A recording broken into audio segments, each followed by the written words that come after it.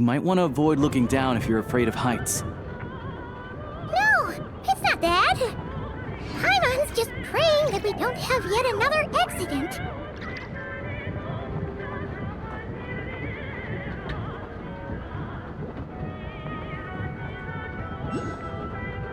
That mountain is breathtaking. Reminds Paimon of Dragonspine. They say this mountain's the domain of a Snegovik lord.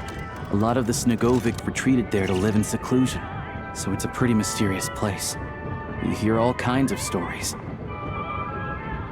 Even the residents of the nearby town of Svietlo-Lidovka steer clear of the summit, and they make a living off of harvesting prime ice.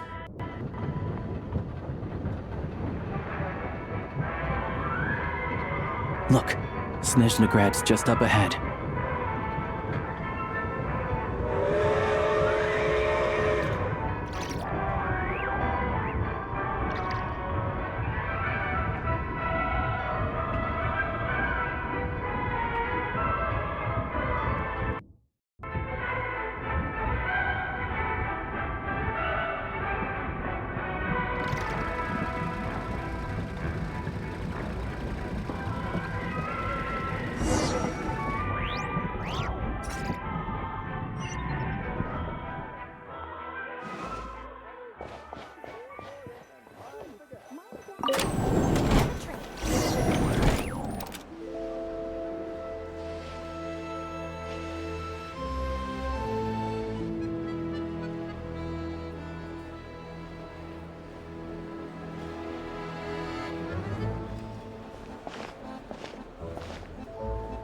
Here we are.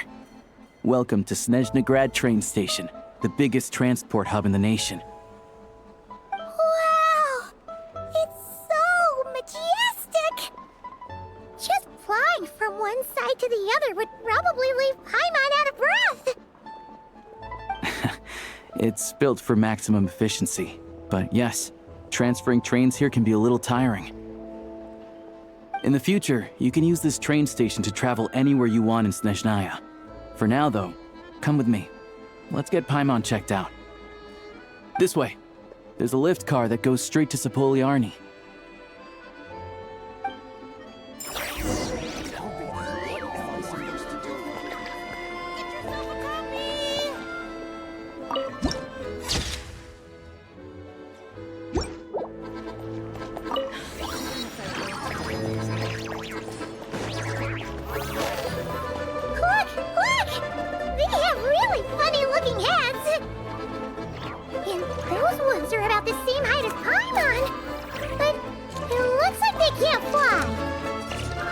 Those would be Volkudlak and Domovoy. You'll also see the winged Vila and the snowborn Snegovik, amongst others.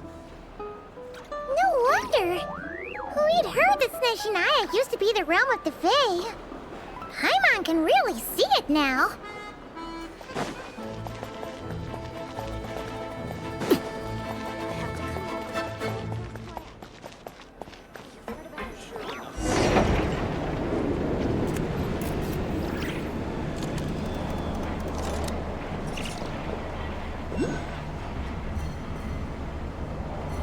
Only in the grip of winter To the left is the market of Zolny. They sell everything there. You can often find some nifty little trinkets.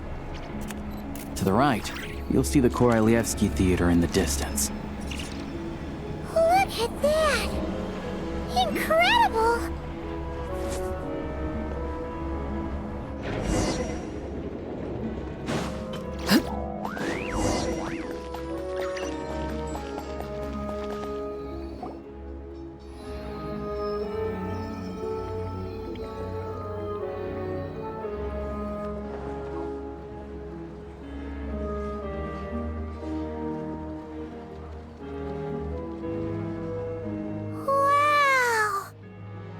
Snezhnagrad is stunning! Seeing it with our own eyes makes all the trouble we went through to get here worth it! I found it pretty stunning when I first came here too. But I soon found out that stunningly beautiful means stunningly expensive. The prices here are crazy. I'm just a small-time hunter, so Zolny is where I spend most of my time. This way will take us to Podvorier restaurant. They offer food and lodging there, so you can get settled in while I fetch the doctor. Is that gonna be stunningly expensive too? Yeah, I mean, there are places to stay in Zolny, but I highly doubt they'd meet your standards. Most of the stoves are out of crystal, the windows are drafty, and at night, four-legged roommates come out to play, sharpening their claws on the roof beams and floorboards. Yep, no way. Not a chance Paimon's staying anywhere like that. Maybe we can split the cost of the room between us? Paimon still has some savings left. Fine then. It's your treat. Paimon will save her money for buying a nice little cake. Don't worry, you'll get some too. I'm glad to see you've perked up. If you find yourselves in the mood for some sightseeing later, there's a few places around here worth seeing. This way leads to Zapoliarny Palace, which serves as the Tsaritsa's audience chamber and also her personal quarters. The adjacent block is kind of a city in its own right. That's Glupov, the headquarters of the Fatui. Inside, there's a munitions factory known as the Armory Palace, producing a constant supply of all kinds of equipment for the Fatui. A lot of important research happens there too. And over there is the Snezhnaya Vecha, where all the big shots meet regularly to make policy decisions. These places are best admired from a distance. I'm sure I don't need to explain why. Yeah, they probably have super strict security. We're not looking for trouble right now. The downtown area is near the center of Zapoliarny. That's where you'll find the restaurants, bookstores, and gift shops. Another place of interest is the Northland Bank, which is over this way. Oh, and I'm sure you'll want to make contact with the Adventurers Guild at some point, right? That's right here. Ooh, speaking of adventuring, we use alchemy quite a lot. Do you know where we can find a crafting bench? No one practices alchemy at Snezhnaya, I'm afraid. Apparently there's some historical reason for it. Oh. We'll just have to use the one on the train then. Kinda inconvenient. Wait, how come there's one on the train if that's Snezhnayan too? Yeah, I don't know. Not my area of expertise. Still, I wouldn't say the absence of alchemy makes life here any less convenient. Anyway... Finally, there's Zolny in that direction. It's mostly residential buildings and factories, but there's a few shops too. Worth a look around if you're interested. That's about it. You guys go ahead and get checked in while I track down my doctor friend. Sounds good. Thanks for all the recommendations. It'll be good to get out of the cold wind. Paimon's starting to feel another headache coming on. Podvorier restaurant is right this way.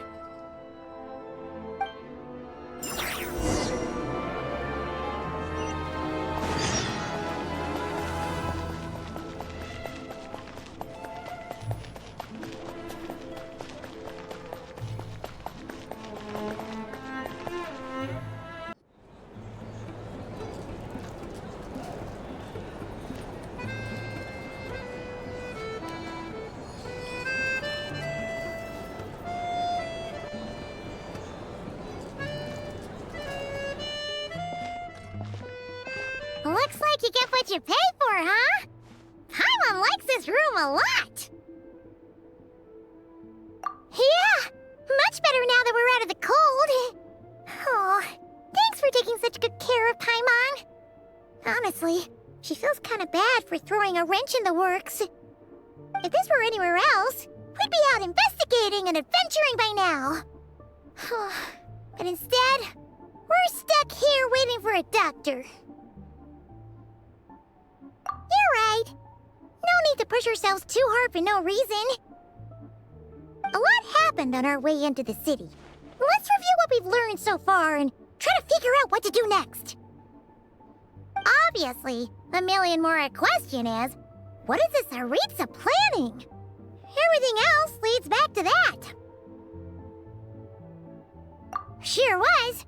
And so far, we've learned that in addition to the 7 gnosis, her plan also requires a ton of energy.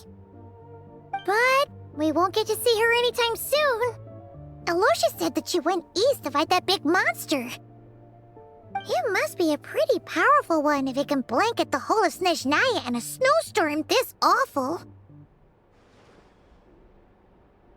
To be honest, what we're really lacking right now is information.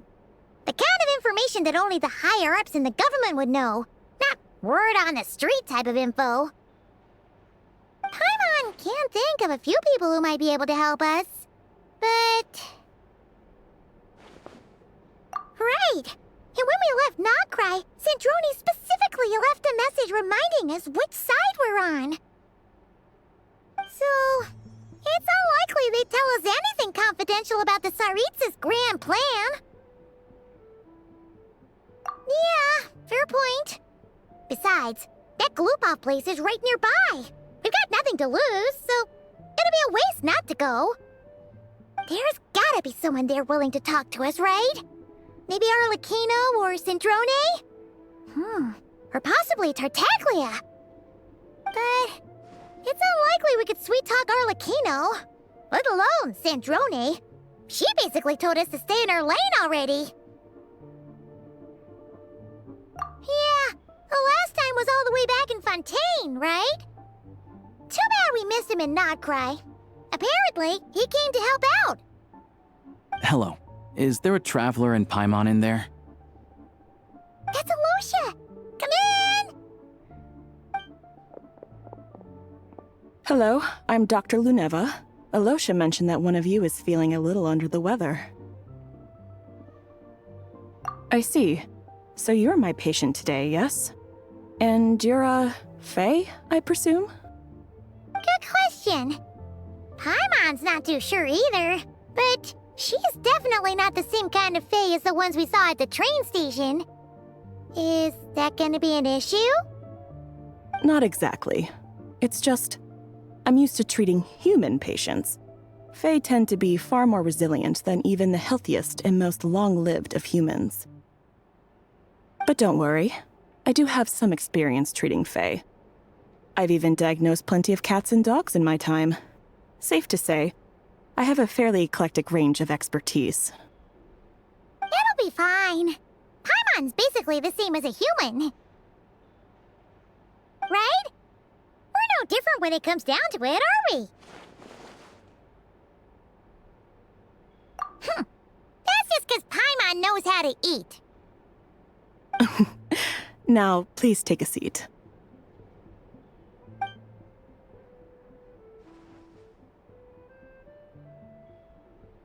Okay, vital signs are good. Test results are all within normal ranges. I don't think it's anything serious. More than likely, you've just caught a cold.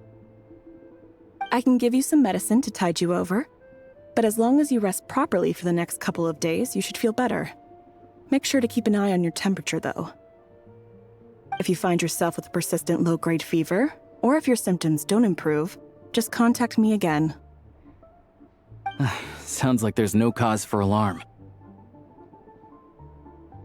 Thank you, Doctor. You're very welcome. Just doing my job. I'll leave you in peace now. Time to visit my next patients. Take care. You heard the doctor. Best you rest up here for a couple days. No sightseeing for the time being. All right, then. Guess we've got no choice. Let's just treat it as a short vacation. I have to get back to it. If you need anything else from the doctor or me, go to the Hunter Trade Station in Zolny. The boss there knows how to reach me. Hey, no big deal. You saved my life in the Shadow Realm. This is the least I could do. See you around.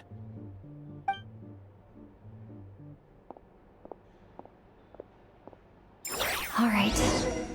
Time to find Child and see what he can tell me.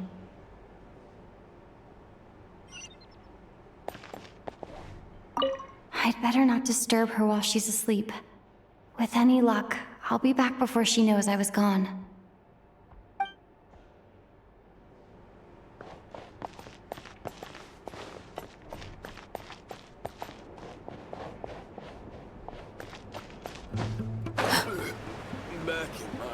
If there's anything you need, please let me know.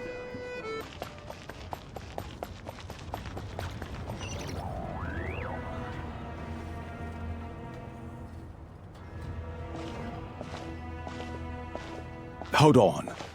Please display your invitation letter or permit. Glupov does not accept meeting requests without a prior appointment. You'll have to apply per the advertised booking process and wait until your invitation letter is issued. Might I ask who you're hoping to visit? Another one who thinks the rules don't apply to them. I don't understand why people think they can just talk their way in here. You don't just show up and land a meeting with the Harbinger. But I have to go through the motions for protocol's sake. Honestly, it's such a waste of time asking when I already know what the answer's gonna be. Wait a moment. I'll pass on your message. If child is unavailable, you'll have to go through the proper procedure.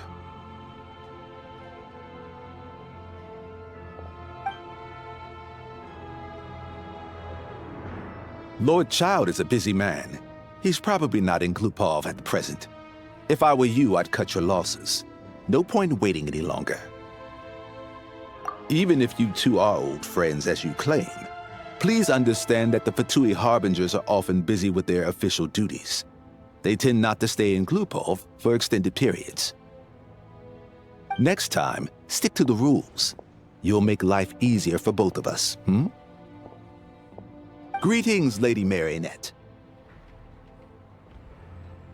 I'll take care of our guest here. It's her first time in Snezhnaya, so it's no surprise that she doesn't know the rules yet. I trust no choice words have been exchanged. No misunderstandings I should be aware of. No, Lady Marionette. No incidents to report. Whew, that was a close call. Good thing I played it cool. Is that right? Good to know. Wait, where's Paimon? Under the weather? That's hard to imagine. She's always buzzing with energy. I take it she's still adapting to the climate. Happens to a lot of people. It's even colder here than in Nodcry. Has she seen a doctor? I can get you one if you need. All right, then. Well, let me know if you run into any other problems. Why else? I was just about to sit down for some much-needed tea time when I heard that an old friend of Tartaglia's had shown up outside. No appointment, nothing. And, as obnoxious as it may be to show up uninvited at Glupov, I couldn't help but take pity on the poor soul who was waiting outside in vain. So I had no choice but to abandon my freshly brewed piping hot tea and come to see this mystery guest for myself. Well, I felt our time working together in Nodcry warranted some courtesy. I couldn't exactly let you freeze to death out here in the wind. Unfortunately, I can't invite you inside either. The rules of Glupov wouldn't allow it, and as a Harbinger, I have to lead by example. On the plus side, Snezhnograd actually has some class, unlike Nossa Town. Torchlight Books has a very nice selection of teas and cakes, so we can catch up there. Your treat, of course. Because I already wasted one perfectly good cup of tea today. That's why.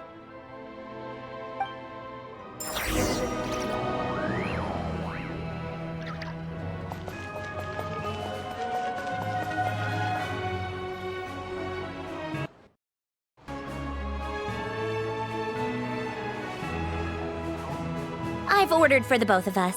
No objections, I assume. I'm sure you trust my taste. Okay, let's get down to business. I'm guessing you don't actually have any urgent business with Tartaglia, per se. You just want information, right? Wanna take a guess? Of course you'd say that. You shouldn't underestimate Counselor Tartaglia, you know. That's right. I'm sure you've heard of the Snezhnograd Vecha by now. Well, he's busy preparing some paperwork for their next meeting. They'll be discussing yet another extension to Project Stuja. It's basically all anyone cares about in Vetcha these days. Yeah, he's more of the shoot first, ask questions later sort, isn't he? It all started with a very detailed letter that Capitano left for the jester, Piero, before leaving for Natlan. In that letter, he detailed the future arrangements for his subordinates. All of his key people were reassigned to Tartaglia. I guess he'd already prepared to leave us for good all the way back then. But Piero didn't reveal the contents of the letter until the events in Natlan had concluded. That was his reaction, too. Why me? With a bewildered look on his face. He'd always assumed Capitano looked down on him. He was a man who kept his thoughts to himself and barely spoke to him the whole time they'd known each other. But he occasionally brought Tartaglia along to my tea parties back in the day. So to the rest of us, it was clear that Capitano had quite a lot of respect for his young comrade. By the rest of us, I mean my tea party regulars. Arlecchino, Rosaline, and... actually, not Columbina. She was probably oblivious to it. Anyway, then the Liu-S situation happened. Normally, it took a lot to get under Capitano's skin, but that time he was furious. It's not really my place to talk about it, though. You can ask Tartaglia about it sometime. Basically, Tartaglia probably had the wrong idea about Capitano all along, right up until Piero revealed the letter he'd left behind. Capitano believed that despite Tartaglia's immaturity, he showed great potential. Plus, he possessed a kind of purity rarely seen among members of the Fatui. Yeah, it's one of the few things that I'd agree those two have in common. But there's one other reason why Capitano chose Tartaglia to assume command of his troops. He knew that after he was gone, several of the others would swoop in on his army like vultures. With the ones who stood to benefit the most being the rooster Pulcinella and Regrator Pantalone. Once they divided Capitano's troops between them, they'd be more powerful than ever. No one would be able to stop them. So, you can see why Capitano chose to hand that letter to Piero, right? Exactly. Piero also needed to back a harbinger as soon as possible. And all things considered, Tartaglia was the best choice. Even though Tartaglia has had the support of Northland Bank for a long time, he and Pantalone are ultimately not cut from the same cloth. I'd say Capitano made a good judgment call. Anyone else caught in this situation would probably feel like they'd been hung out to dry. His best course of action will be to distance himself from any shady business, while still maintaining friendly relations with Pantalone, but seeking Pulcinella's support at the same time. What's the point in having a tea party if you don't spill a little tea? Besides, none of this is confidential anyway. Ask any journalist out there. They'll give you all the lurid details. You'll see it firsthand if you ever sit in on a session of the Snezhnaya Vetcha. All the factional strife, whether open or unspoken, it plays out for all to see in that one little room. Having a voice in a Vetcha is the only way to steer policies in your favor. So, every person in that room represents a particular interest group. Pantalone, for instance, represents the financial sector, and Tartaglia represents the Fatuis soldiers. Personally, I have no interest in political jousting, but since I have a number of engineers and researchers under my command, I have to make their voices heard.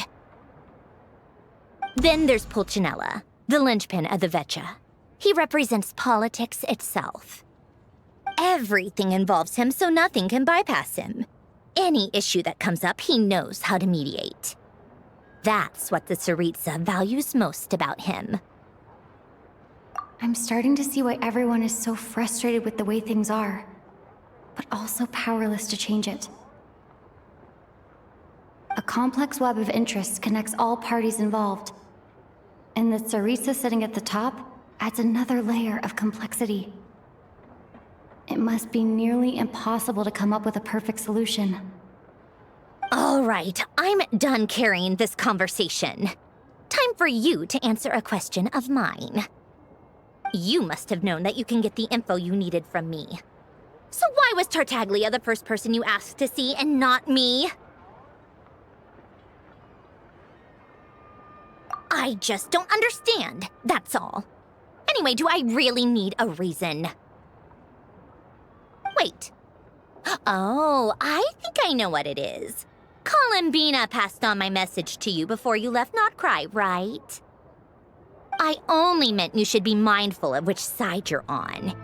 Is that actually why you didn't ask for me? Because you took that to heart?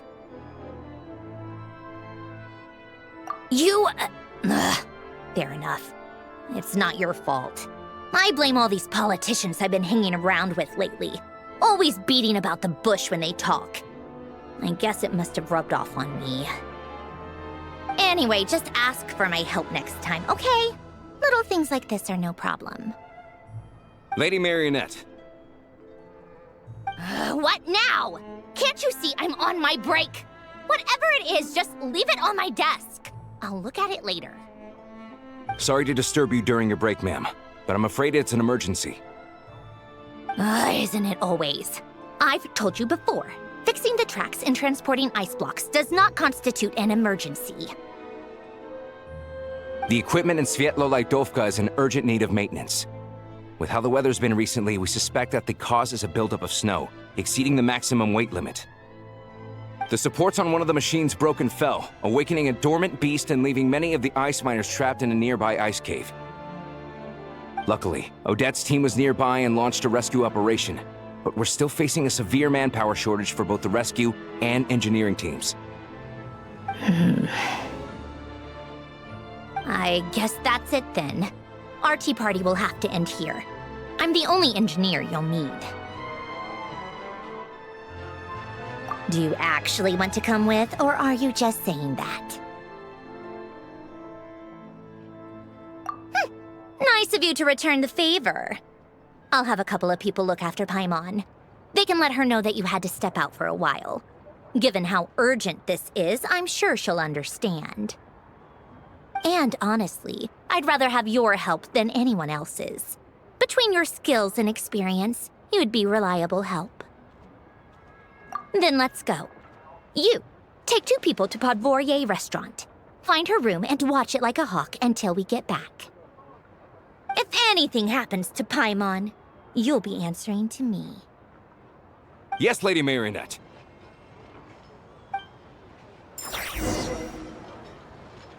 Wait a moment. You look as though you've run...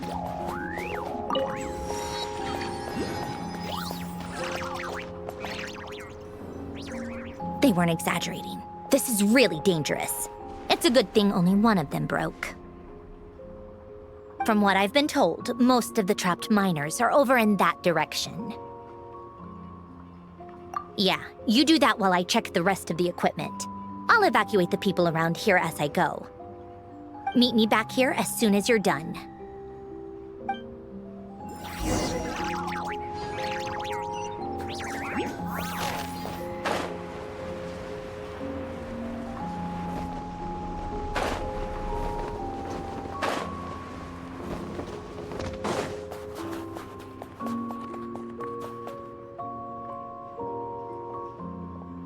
I have to be getting close. Don't go any further.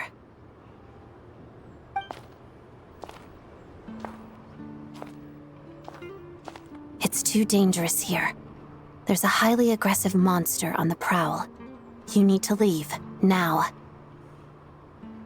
Ah, I see. You're the backup from Snezhnaya. Well, I'm Odette. Good to meet you. Ah, so this is Odette. She was the first member of the Fatuis on the scene. There are 5 people trapped in the cave. Monster type is unknown, and so is its location. Let's go. Every second counts.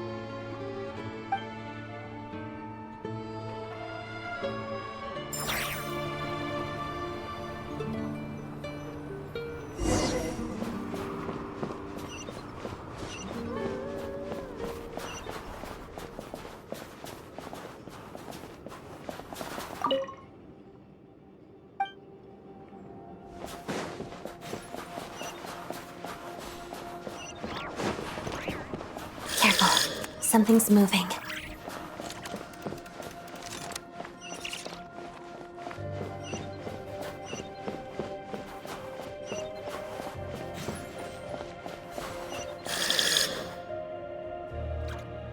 This must be the monster's shadow. Looks like a tough opponent. Lightning flash! Potted duh.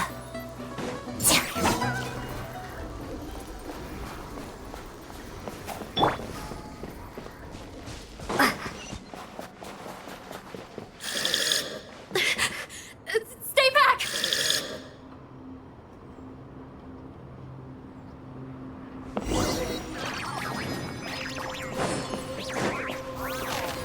Take this!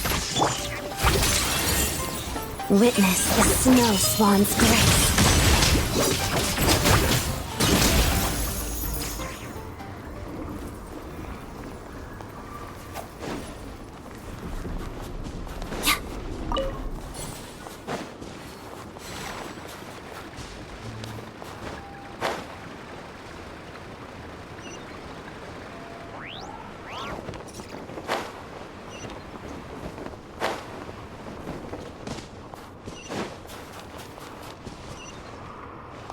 I see them.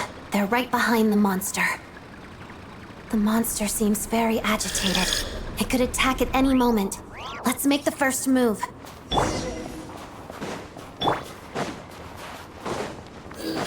Let's begin. Ha! Bellowing thunder!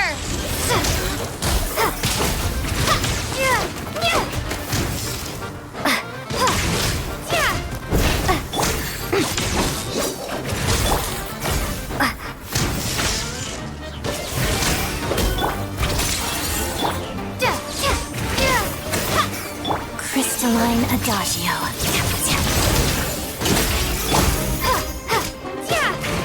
Take this!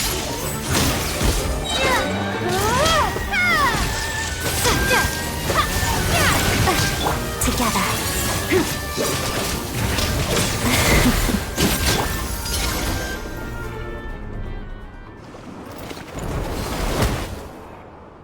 Thank you for saving us. We'd have been monster fodder otherwise. Thank you. Thank you. You're welcome. You should be safe now. Follow this route out. She and I will stay behind to watch the rear. Thank you. Come on, let's go. This way.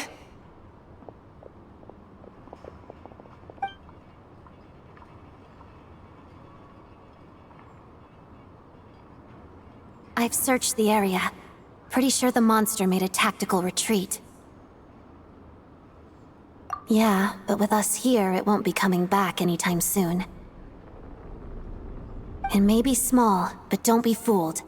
It's a ferocious beast. People are just food in its eyes. It's lucky we got here when we did. The trapped miners have been successfully evacuated. Time for us to leave. Wait, this place... There's something unusual about it.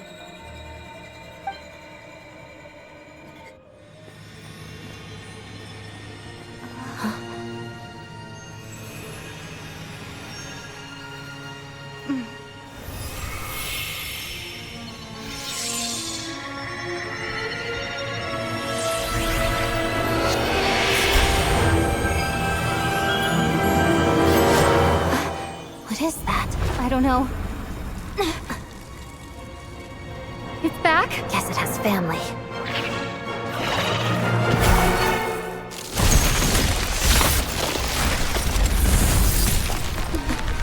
This way. Run!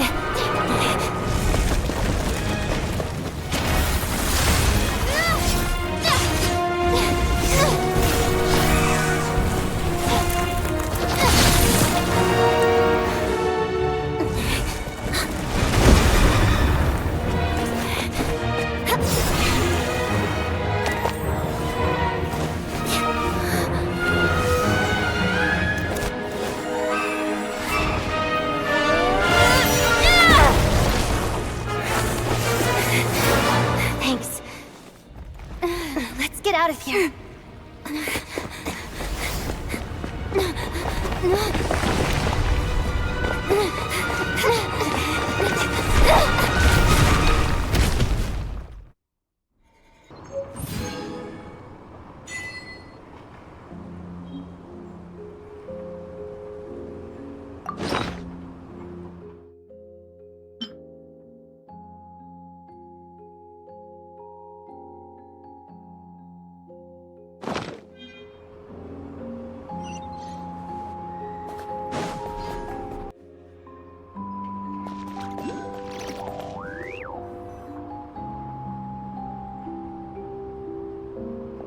Everyone's accounted for.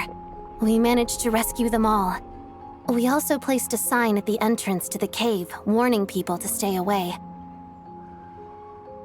You really held your own today. I still don't know your name.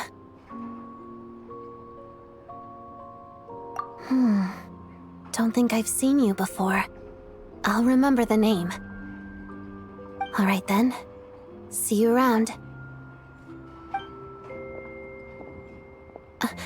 Hello, Lady Marionette.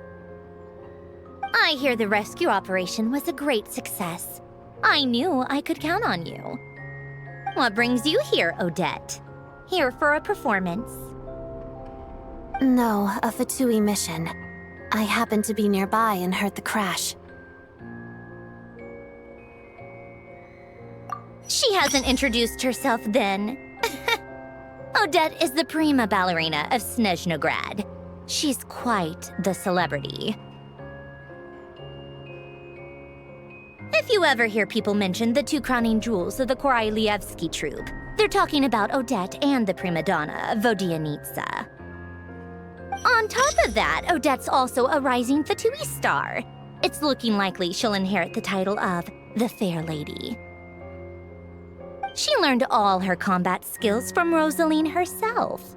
Used to be one of her most valued subordinates, too. You flatter me, Lady Marionette. If she's Rosaline's protege, that makes me... never mind. There's no need to bring it up. No point making things awkward. How's progress on your end, Lady Marionette? Equally successful. I finished reinforcing all the equipment. Took me a little longer without Polonia's help. But the outcome is the same, of course. Even if the heavy snowfall summoned by that monster lasts for another 3 months straight, this equipment won't give way. All right, now that we're done here, it's time to get out of this blizzard. Sure, but Snezhnaya will send someone to investigate and draw up a relief plan. And I guess I'll have to write the incident report myself this time, since it involves a mechanical malfunction. First, Pantalone needs to approve the budget, then Pulcinella has to sign off on the plan. Once they've argued it out and reached a compromise, we can move forward. That's the rough process anyway. Could take anywhere from a couple of weeks to a couple of months, depending on how smoothly it goes. Yup, nothing we can do about it. There's a whole stack of incident reports like this back at the office. The snow has eased a little for now, but there's no telling when that will change with that monster still at large. Fuel for heating is in short supply, and relief is weeks away. There's no immediate threat to life, but still. It just feels like there should be a better way. Hey, quit daydreaming. Let's get back to Snezhnaya. When did you get a new sword? I found it in a cave. It handles pretty nicely. You have a strange affinity for second-hand swords.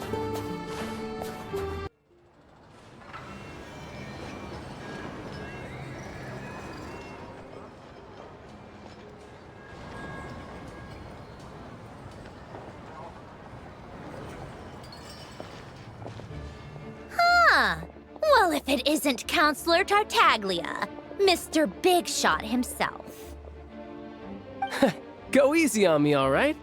I'm still recovering from the interrogation the real big shots put me through. Hey, comrade, it's been too long. I heard you came looking for me earlier. Nicest surprise I've had in a while. Good to see you too, Odette. I'm guessing you guys just got back from Sviatlo-Lajdovka. How'd it go? Crisis averted? It went fine.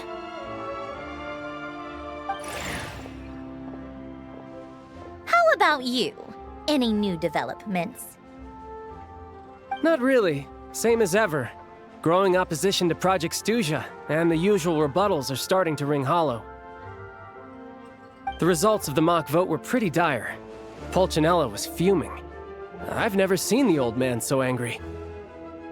That's not good news. It takes a lot to rattle him. Yeah, obviously if push comes to shove, there are ways to crack down on dissent. But... Sorry, I have to ask something. This is going to sound blunt, but may I? Huh? Of course, fire away. It sounds to me like everyone's tearing their hair out trying to figure out how to deal with opposition to Project Stuzha. But what exactly is this project's purpose? And how can it be so important that even people like you two refuse to stand up for the ordinary people of Snezhnaya?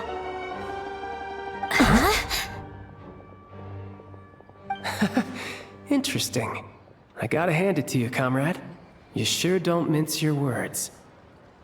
Excuse her? What does she mean? Refuse to stand up for ordinary people? Oh my gosh. How does she dare speak to the Harbingers like that? Are you interrogating us now? It's okay, Sandrone. Let me explain. I think I understand where she's coming from. If I could, I'd take your side right now. In fact, my position's very similar to yours. I've only held back on casting a dissenting vote in the Vecha because the Tsaritsa would never let me get away with it. Still, I have a responsibility to the Fatui armed forces, so I do what I can to make their voices heard. Most of them are just regular folks from small towns far from the capital. I'm sure you've seen how much those kinds of places are struggling right now. Oh, and for what it's worth, I'm from Arepasak myself. Things aren't going so swell there either. The Tsaritsa wants to create a better, safer future for the people of Snezhnaya, but she's thinking long-term. I don't doubt that from where you're standing, Project Stuzha seems to be creating all sorts of issues for everyone. But considering the Tsaritsa's vision for the future, these are sacrifices worth making. Sounds cold, I know, but I promise it's not as black and white as it seems. Maybe Sandrone and I can't oppose Project Stuzha outright, but we're constantly raising our concerns in Vecha meetings. And even though we can't put an end to it, there are plenty of other ways to make a difference. We're trying everything we can think of, and so is Pulcinella. I respect Her Majesty, the Tsaritsa, and trust her decisions. But at the end of the day, I'm still just a normal guy who cares deeply about my homeland. And my family, who all live here. There's no way I would ever abandon them. As contentious as things can get within the Vecha, there's no selfishness or malice behind it. Everyone wants to get through this period as smoothly as possible.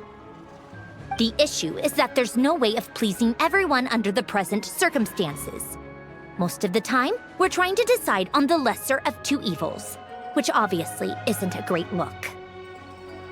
But that is not the same thing as being blindly loyal to the Tsaritsa. No one's got their head in the sand here. We're all well aware of the way things are. We're just doing our best to make it work.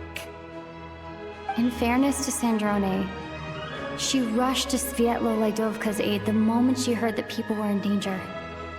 And even Tartaglia, who used to only care about the thrill of the fight, is clearly doing his best to rise to the demands of his new role as counselor.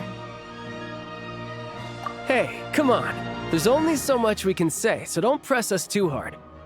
Look, I know how untenable the Tsaritsa's position looks if you don't understand her motives. Maybe you've heard already, but she's currently leading her army on a campaign to the east to defeat the monster that's been causing these brutal blizzards. Striking that monster down will be a significant step in dealing with the present energy crisis. As laser-focused as she is on realizing her lifelong ambitions, she's still putting time and energy into taking down this powerful monster. To me, that says a lot. If she thought Snezhnaya and its people didn't matter in the grand scheme of things, why would she waste her time on something like this? Thanks. I meant every word I said, though. I wasn't just trying to placate you. I've already done more than enough diplomacy for one day. I still think this adventurer raises a very important point. Our two harbingers have made their positions very clear. But there are many others in the Vetcha who must feel trapped and forced to vote against their conscience. I think it's a very valuable quality to be willing to speak one's mind, despite the risk of offending powerful figures. You can say that again. I highly doubt we'd feel the need to explain ourselves so much if we didn't know you so well. Forgive me, adventurer, but might I be so bold as to ask about your background? How is it that you can converse so openly with two harbingers?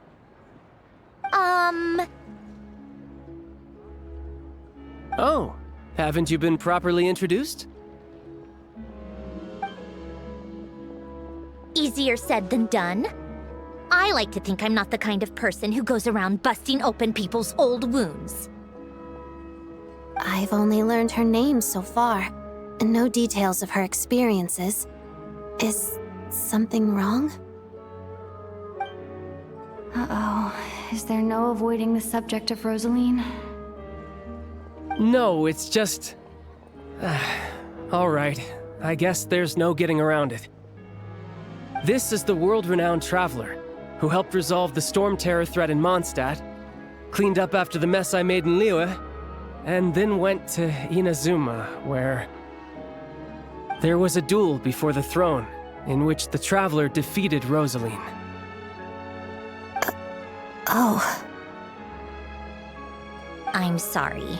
I didn't think you two would be seeing much of each other, so I figured it wasn't worth bringing up. It's fine. It was a long time ago. It's fine.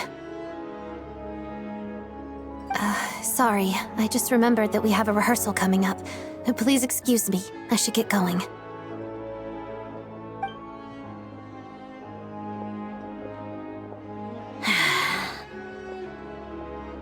I've mentioned this to you before, remember? She was Rosaline's most valued subordinate.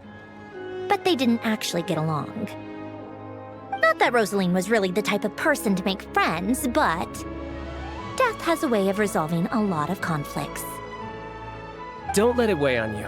Like she said, it was a long time ago. It's in the past now. Odette has a very different personality from Rosaline. Give her some time. I'm sure she'll work through it. Oh, by the way, where's Paimon? It's not like her to hide away. She hasn't been feeling well, so she's resting at Podvorier restaurant. I got a couple of my people to look after her while we were gone. Oh, right. Sorry to hear that. Poor thing. Reminds me of when Tonya was little. She really felt the cold back then. Used to get ill all the time. I felt so bad for her seeing her lying in bed, coughing. She was so mature for her age, though. Whenever someone came to visit her, she'd greet them with a smile and would never complain. I'm sure Paimon's a good kid, too. You're a little short on manpower, right? Let me have a couple of my people take over for yours. I'll send my most capable and reliable. They'll make sure Paimon can recover in peace. Well, that would be great. Your people are more qualified. Hey, don't mention it. I'm sure you have things to do. Hopefully this takes a load off your mind. So no more accusing me of not being on your side, all right? Already? That was quick.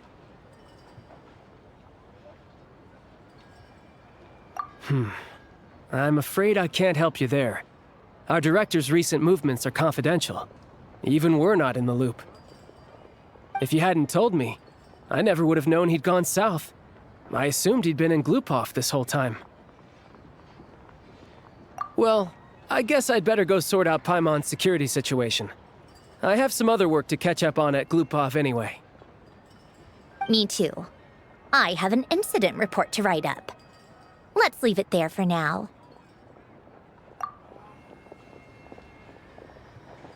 I guess everyone's in a difficult position. But Tartaglia's right. I have things to do. Things I want to do, and things I ought to do. To start with, I should go ask Alosha if he knows of any way to help Sviatloledovka.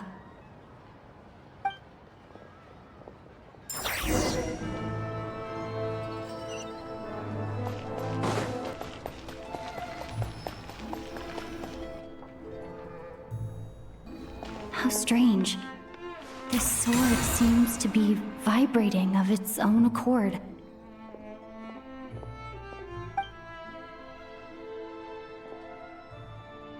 It's a very faint vibration, but it's getting stronger as I get closer to the statue of the Seven. Does this sword have some connection to the statue? But all it does is vibrate, even when I touch it. That place I got this sword from was definitely out of the ordinary. Maybe I should try channeling the power of cryo?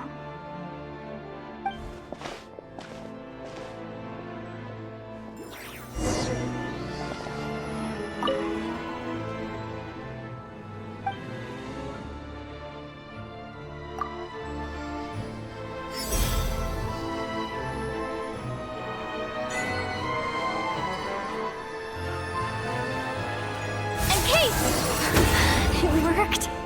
There really is something special about this sword.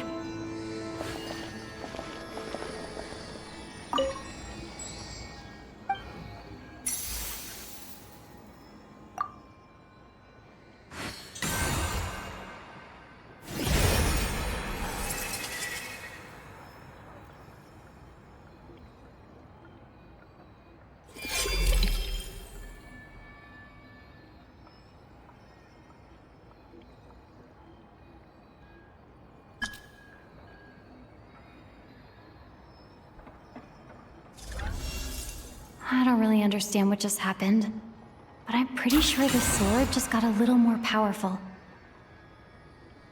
I'll have to try the same thing again when I come across another statue of the Seven. In the meantime, I better go find Alosha.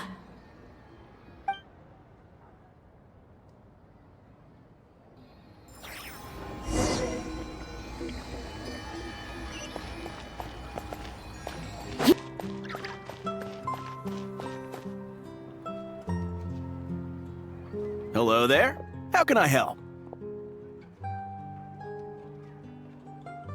Ah, sure thing. Give me a second. I'll go fetch him for you.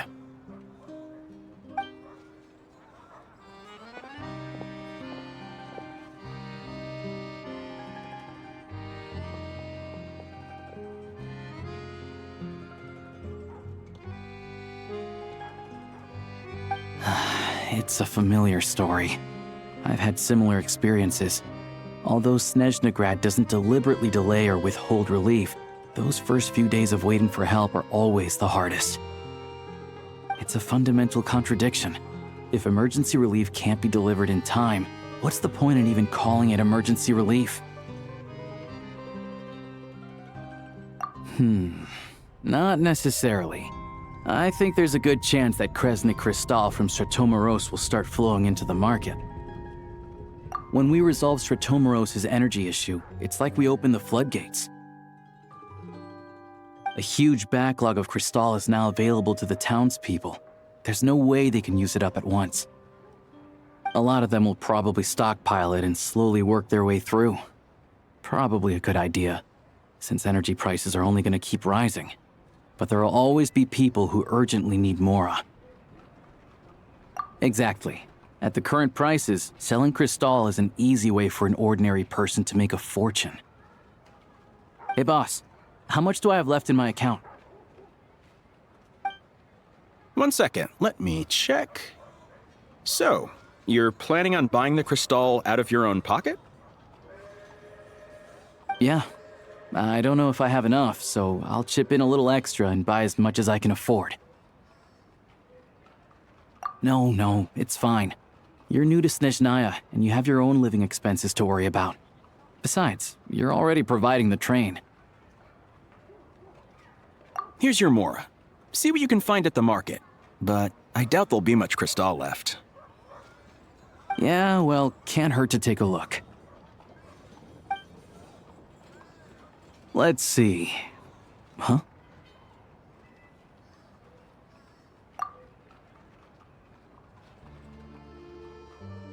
Oh, Alosha, and... Hello? I didn't realize you two knew each other. Yeah, I take on some odd jobs in the city to supplement my hunting income. Sometimes I work as a cleaner or prop hand at the theater where Odette is one of the big stars, so I've met her a few times. When the weather's as bad as this, it's better for a hunter to adapt than to keep looking for game. Yes, and we sometimes need extra help.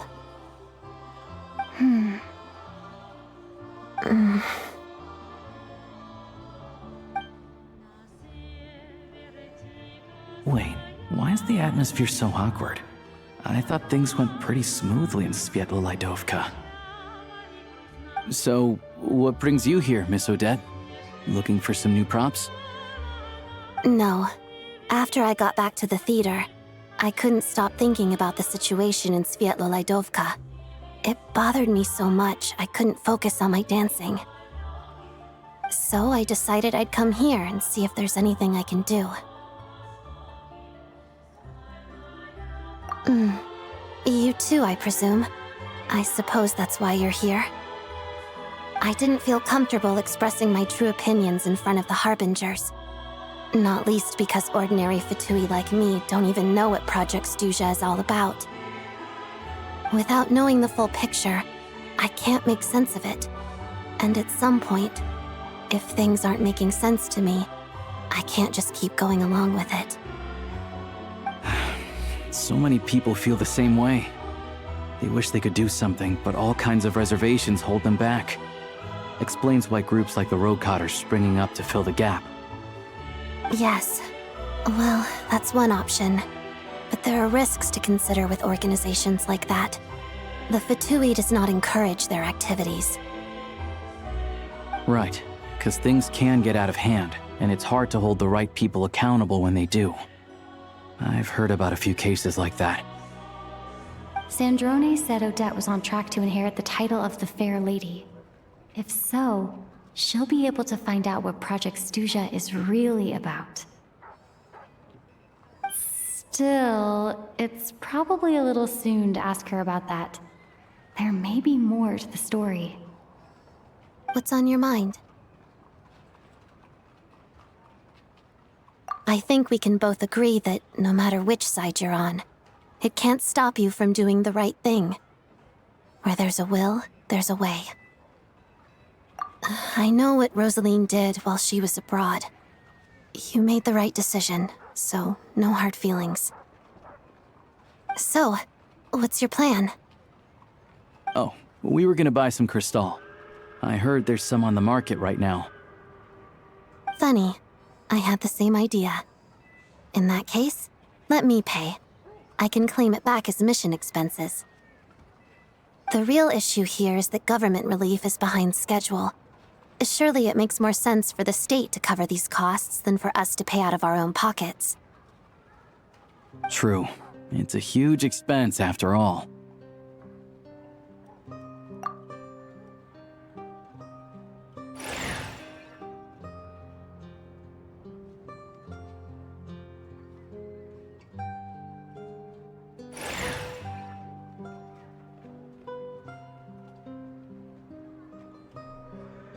Let me see. I'll take it all, please. And I'll be needing a receipt. Right. Choose mission budget under the expense category, but be sure to specify emergency rescue operation in the description. Otherwise, the normal reimbursement limit will apply. Let's book this train. Regulations say that if we need to transport Kresnik Crystal during Project Stuzha, Extra carriages can be added 1 hour before departure.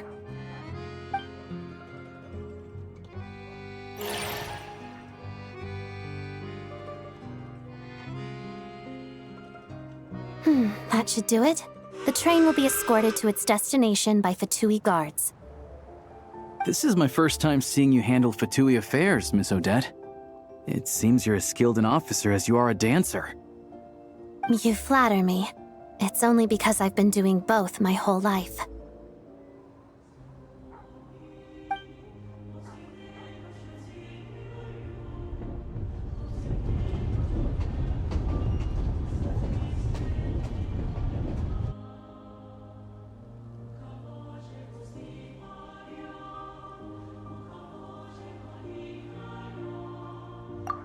Anyway, I bet you've been non-stop today, am I right? Any idea how Paimon's doing? What's wrong? Who's Paimon? Her travel buddy hasn't been feeling well. She caught a cold right after they got to Snezhnaya. Sounds like she's important to you. I can't believe you've been dealing with this on top of everything you've been doing to help the people of Snezhnaya. I've got nothing going on right now, so I'll join you. I want to see how she's doing. May I come too? I have some candy that someone gave me back in Svietlolaidovka. Plus, I know a little bit about relieving cold symptoms. All right then, let's go.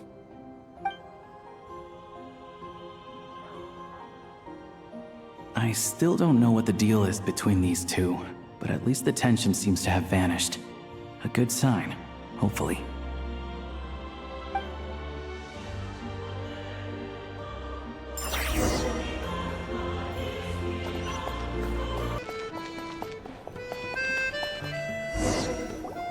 Hello.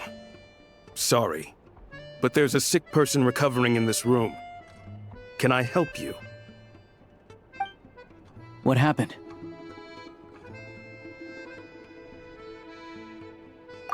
Oh, please, excuse me. Are you the Traveler? Could I take a quick look at your Adventurer Handbook? Master Child said I should verify your identity.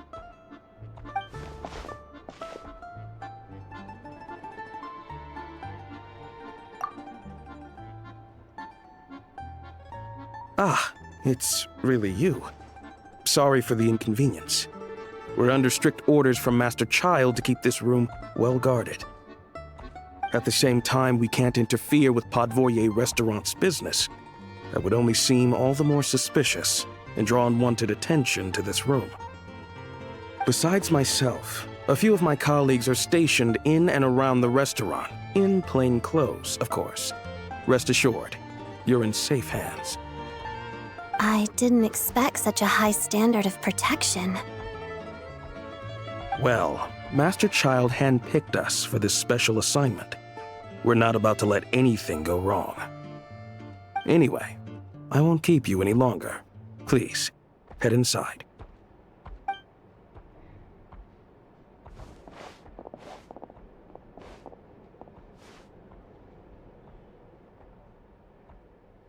Traveler! Alosha, you're back! Oh, hey! Who's our new friend? Hi, I'm Odette. The Traveler and I crossed paths a few times. Another friend from the Fatui, huh? You're practically a member yourself by this point. Paimon's definitely on the mend. We should be back to our usual travels in a few days' time. Seems like that doctor was right. It's just... Paimon's limbs are still feeling a little chilly. I have just the thing. Whoa! What's this? Is that a flame inside an ice cube? Wait, is this real ice? How's it not melting? And how does the fire keep on burning? All keen observations. You're right. This is called core ignis. Whenever I've caught a cold in the past, I found I recover much more quickly if I place this by my bed. You're welcome to borrow it. Awesome! Wow! It's so nice and warm! Oh, it's like magic. Your name was Odette, right? How did you two meet again? Looks like she's in pretty good spirits. That's a relief. Any progress with your investigation yet? No surprises there, I'm sure. They're not likely to let anything slip. The Rokot, huh? Let me think. Members of the Rokot keep their true identities hidden, but I think there might be someone I can introduce you to. Leave it with me. Meet me at the Kuroyukihime troop tomorrow, and I'll tell you how it goes. Would anyone like a drink? I'm gonna head to the bar. Paimon will have... maybe some hot milk? Yeah. Paimon's in the mood for something warm. Enough with the secret chat, you two. Let's catch up properly in a minute. Paimon wants to know everything that's happened today. It'll be kinda like tabletop troop. No reason why listening to a story can't be an adventure.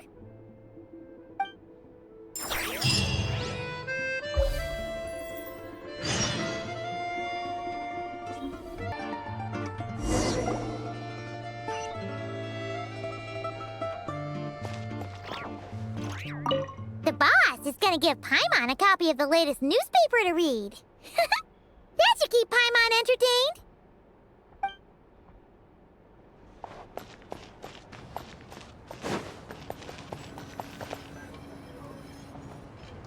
Ah, you made it. I've got some tickets, and I managed to set something up with the Rokot. It'll have to wait until after the show, though. Happy to stay and watch? I doubt you've seen the Kuroyukihime troupe on stage before. Pleasure. Here, this is the way in.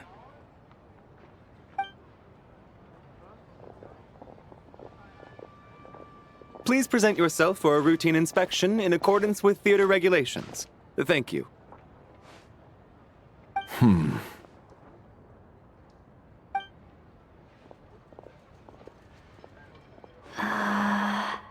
Is that guy with the Fatui? Looks like he's waiting for something. Okay, all done. Thank you for your cooperation. Please proceed through to the theater.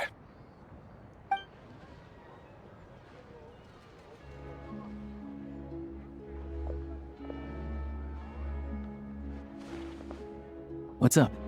Everything okay?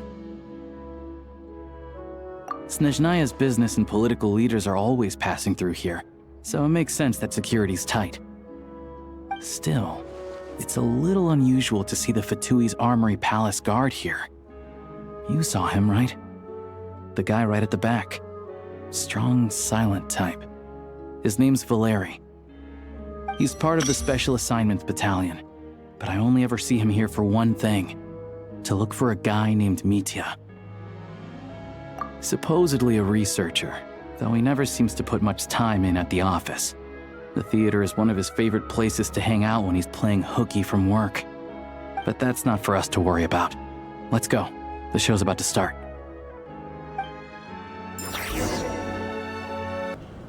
What do you think? Pretty impressive, huh?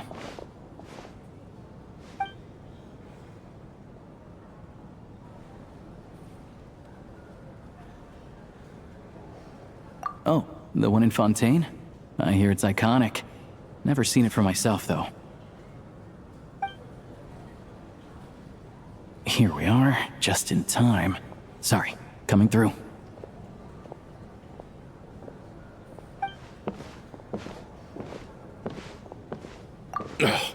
If you're gonna show up late, keep your mouth shut. What's his problem? Whatever. No point arguing with people like that. Look, there she is. That's who I'm introducing you to later. She's the lead singer of the troupe, Vodyanitsa.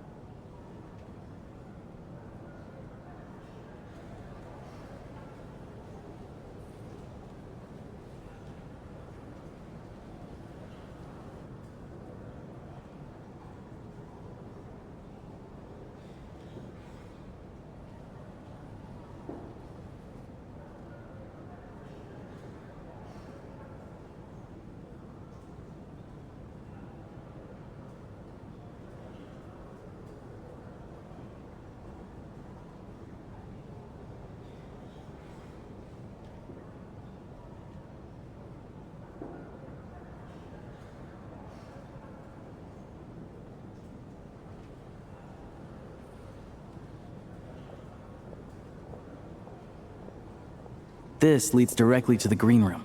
They're expecting us. Vodyanitsa will be waiting for us there.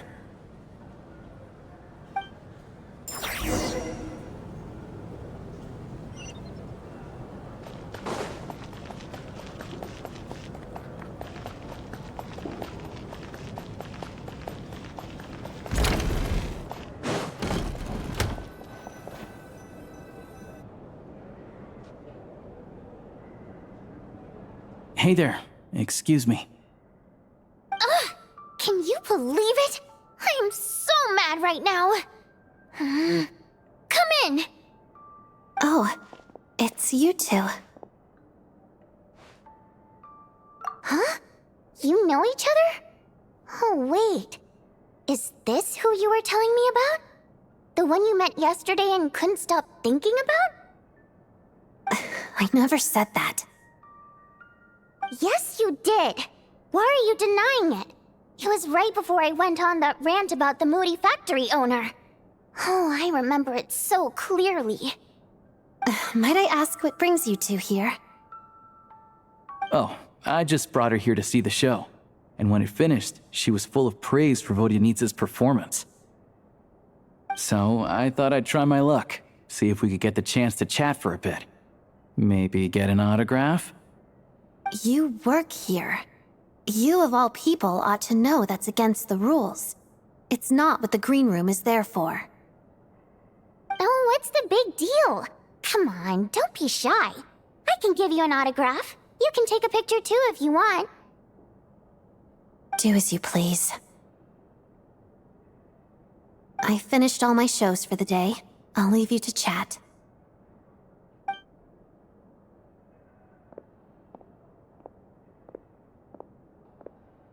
I wasn't making that stuff up, you know. Odette's just too proud to admit it. She thinks very highly of you, and so do I. You did the right thing in Svietloladovka. We're good. Odette's out of earshot. I'll lock the door. Confidentiality, of course. The Rokot is very strict on that. Whoa, Alosia! Not out loud! Not with an outsider here. Relax, I've taken care of it. Look at this. The President's reply sent this morning. Wait, so she's been approved to join? You told me last night that you wanted to get intel from the Rokot. Unfortunately, Rokot intel is only available to members. But ever since you set foot in Snezhnaya, we've been working together. I've seen the way you work, your character, and your motives. Everything about you is perfectly in alignment with what we're trying to achieve in the Rokot. So I figured I might as well cut to the chase. I wrote a letter to the President explaining your situation, including just the right amount of detail. His approval came very quickly. Of course, it's still your decision whether you want to join or not. We'll respect your choice. Well, assuming Odette was telling the truth and she didn't misjudge you, I guess we don't need to worry about you blowing our cover. Still, you gave me a real fright. I didn't know that's why you came looking for me. So, that stuff you said about admiring my performance, was that just because Odette was here? Did you actually mean it? Now you're talking. That's what I like to hear. Anyway, let me give you a quick rundown of how things work. Like I said, the Rokot is a covert organization, and we hide our identities. Members typically don't meet in person or even know each other's identities. This helps us maintain a high level of independence and secrecy. Because of this, members are basically free to decide their methods without constraints, so long as the outcome of any activity doesn't violate the organization's principles. After all, we don't have any ostensible contact with each other. This way, if anything goes wrong, no one else will be implicated. Beyond the freedom to choose how you operate, it's also your choice whether to act at all. We have plenty of members who have yet to take any action. In short, joining the Rokot in and of itself won't place any restrictions on your activity in Snezhnaya. There's a code of conduct you can read if it interests you. But basically, as long as you don't plan on using your anonymity to go around doing evil, you'll be fine. I tried reading it 5 or 6 times. Never made it all the way through. Even the most lackluster script makes for more interesting reading. Great. Then I'll go grab an official application form. Be right back.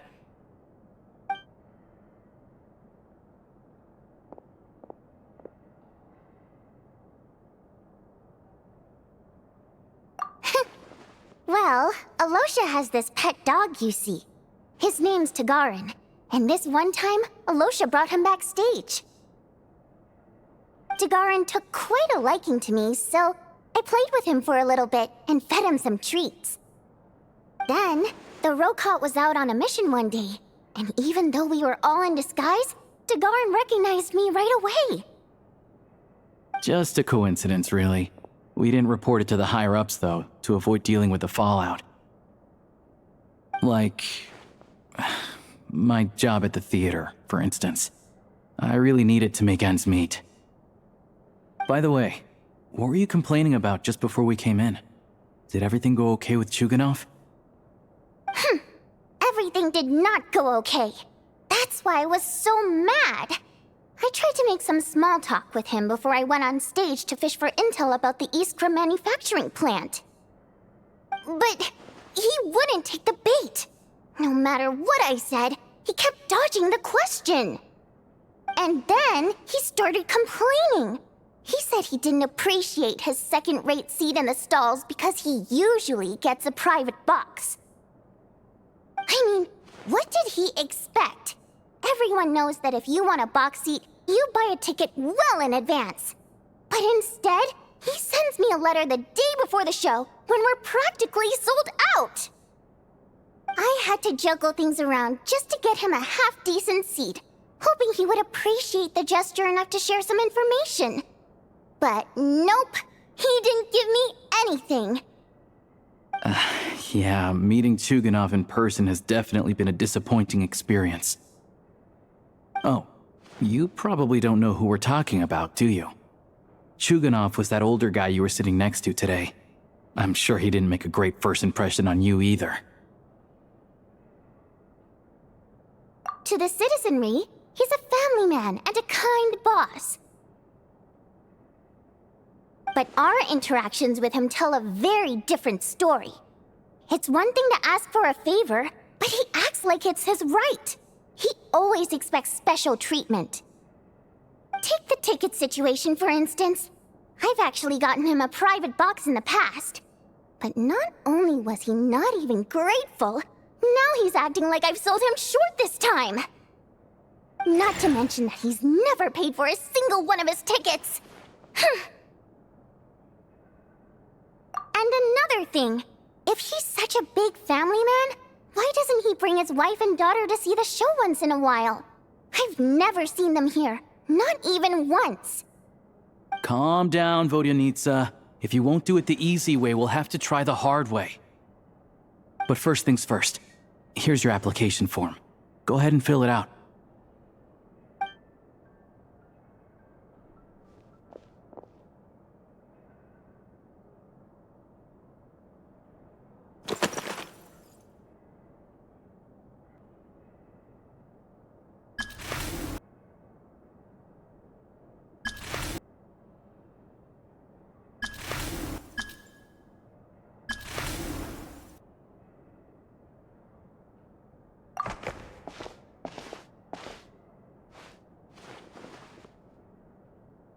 Excellent.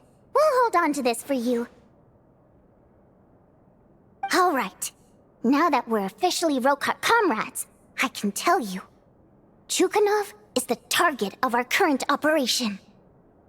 Recently, we've done some recon work at the Iskra manufacturing plant, which pretty much confirmed that their energy consumption is way beyond the legal limit. All we need now is some direct evidence to present to the Vetcha, so we can demand that they shut the plant down. That way, the Kresny Crystal can be allocated to where it's needed most. I was hoping he might let slip during one of our chats, but he's too tight-lipped. We'll have to find another way. I'm meeting another regular theater-goer tonight, Mitya. But Valeri's here too, and he's probably looking for Mitya, so he may end up being a no-show. Don't you worry. He must know how to dodge Valeri, or he wouldn't be showing up on time for every performance. Mitya is a renowned energy expert. Although we can't get any direct evidence of the excessive energy consumption at the plant, we can accidentally let the information slip to him. The authorities should take someone like him seriously. So if he starts raising questions about energy use at the Iskra manufacturing plant, there will be a proper investigation. Also, we're not allowed on site, but he has clearance. So all we need is his cooperation. Yeah, so that's the other thing we're trying to figure out. Though I think we're far less likely to make any progress on that front. Still, I hear that Mitya is a bit of a chatterbox. So, who knows? Maybe if we catch him in the right mood, he'll let something slip. What do you think? Sound like something worth your time? Okay, in that case, you guys find a seat somewhere nearby. Pretend you're a couple of buddies there to eat, and keep your ears peeled for useful information. He's a huge fan, so I doubt he'll have his guard up around me. But you two need to be convincing. If he suspects anything at all, he might stop talking. Sure. Don't worry. We'll make a believable pair of buddies. Perfect! You've sold me already. Now, help me tidy this room up a bit before we head out. Okay. What needs tidying? Everything!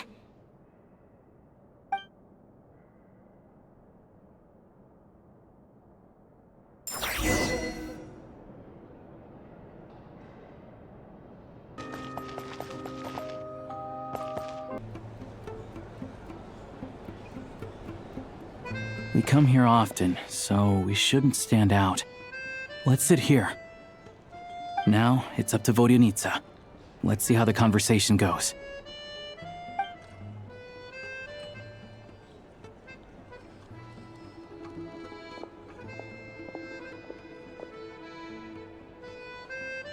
Mr. Mitya! Over here! Over here! Oh, sorry. I got a little held up on my way here. Now we have even less time than we planned. Go ahead and order some snacks and drinks, whatever you like. Let me see. According to my schedule, we still have 25 minutes left. You're really pressed for time today, huh? I was imagining this would be a leisurely chat. If you'd prefer, we can always reschedule for another afternoon when you have more time. No need. Getting to meet the lead singer is a very precious opportunity for me. I'm not about to pass it up. I've already had to decline your invitation several times because our schedules rarely align. If I don't grab this chance while it's here, who knows when the next one will come around? Well, it's very kind of you to make time just for me. I'm not too sure, to be honest. But Snezhnaya is full of weird and wonderful things like that, so people tend not to bat an eye. I'm sure the same will go for the Eye of Grey and Paimon. The reason I invited you out for tea and a chat today was to get some feedback from a true fan of the theater. Well, I genuinely have nothing bad to say. No matter how many times I hear you sing, it never gets old. It always seems fresh and new somehow. Maybe it's because the more times I listen, the more details I notice. Or maybe you simply improve with every performance, delivering it better each time. Thank you! I'm delighted to hear that! Could you give me any specific examples? Oh, yeah. The piece you sang today, for example. Beneath the Frozen River? Hey, what's with you? I'm just praising a good performance. I always used to find that such a bleak and lonely song. But the more you listen, the more you realize that it's not as cold and nihilistic as it appears. When you really dig down into it, there's a certain level where you're surprised by the emergence of hope. Wow, I'm impressed. I didn't expect you to pick up on that. Actually, I only tried out that angle after talking with a composer. Still, Beneath the Frozen River wasn't on today's program. Oh, really? But it's a classic. You sing it every time. Almost every time. Oh, well then, let me say a few words about that other all-time classic, Flying in the Wind from the Mountain Sparrow. I didn't sing that one today either. My voice wasn't quite up to it, so I switched it out at the last minute. Oh, but, Sorry, Mr. Mitya, but you were at the theater today, yes? Of course I was. Remember? I said hello to all the troupe members before the show started. You, Odette, and the others. So, what did Odette sing today? Elegy of the Snow-Winged Goose, of course. Correct. I see. You find my singing boring, don't you? That's why you don't remember a single song. Looks like I'll need to cut a few from the program next time. No, that's not it. I swear. All right. I'll be straight with you. I'm sorry. My mind was wandering as you took the stage today. I enjoy watching your shows because the exquisite performances stimulate the mind. It always sparks some inspiration for my research. So, whenever I get stuck at work, I come to the theater for a change of pace. Odette's dance during the Elegy of the Snow-Winged Goose today was simply incredible. It got me wondering what she's been going through recently. That look of sheer defiance in the face of utter tragedy? It was so inspiring. I started scribbling in my notebook right away. Not that I made a ton of progress in the grand scheme of things, but I still think it was productive. By the time I snapped out of it, the entire show had finished. So what you're saying is, you didn't listen to my singing at all? Unfortunately not. I'm sorry. I don't know which is more disrespectful. The fact that I don't always come for the show itself, or the fact that I missed your performance. Seems like things are getting a little awkward. Nitya just stepped into a conversational minefield.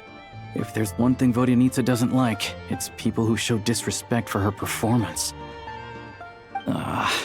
This meeting was so hard to set up. Don't tell me it's already falling apart.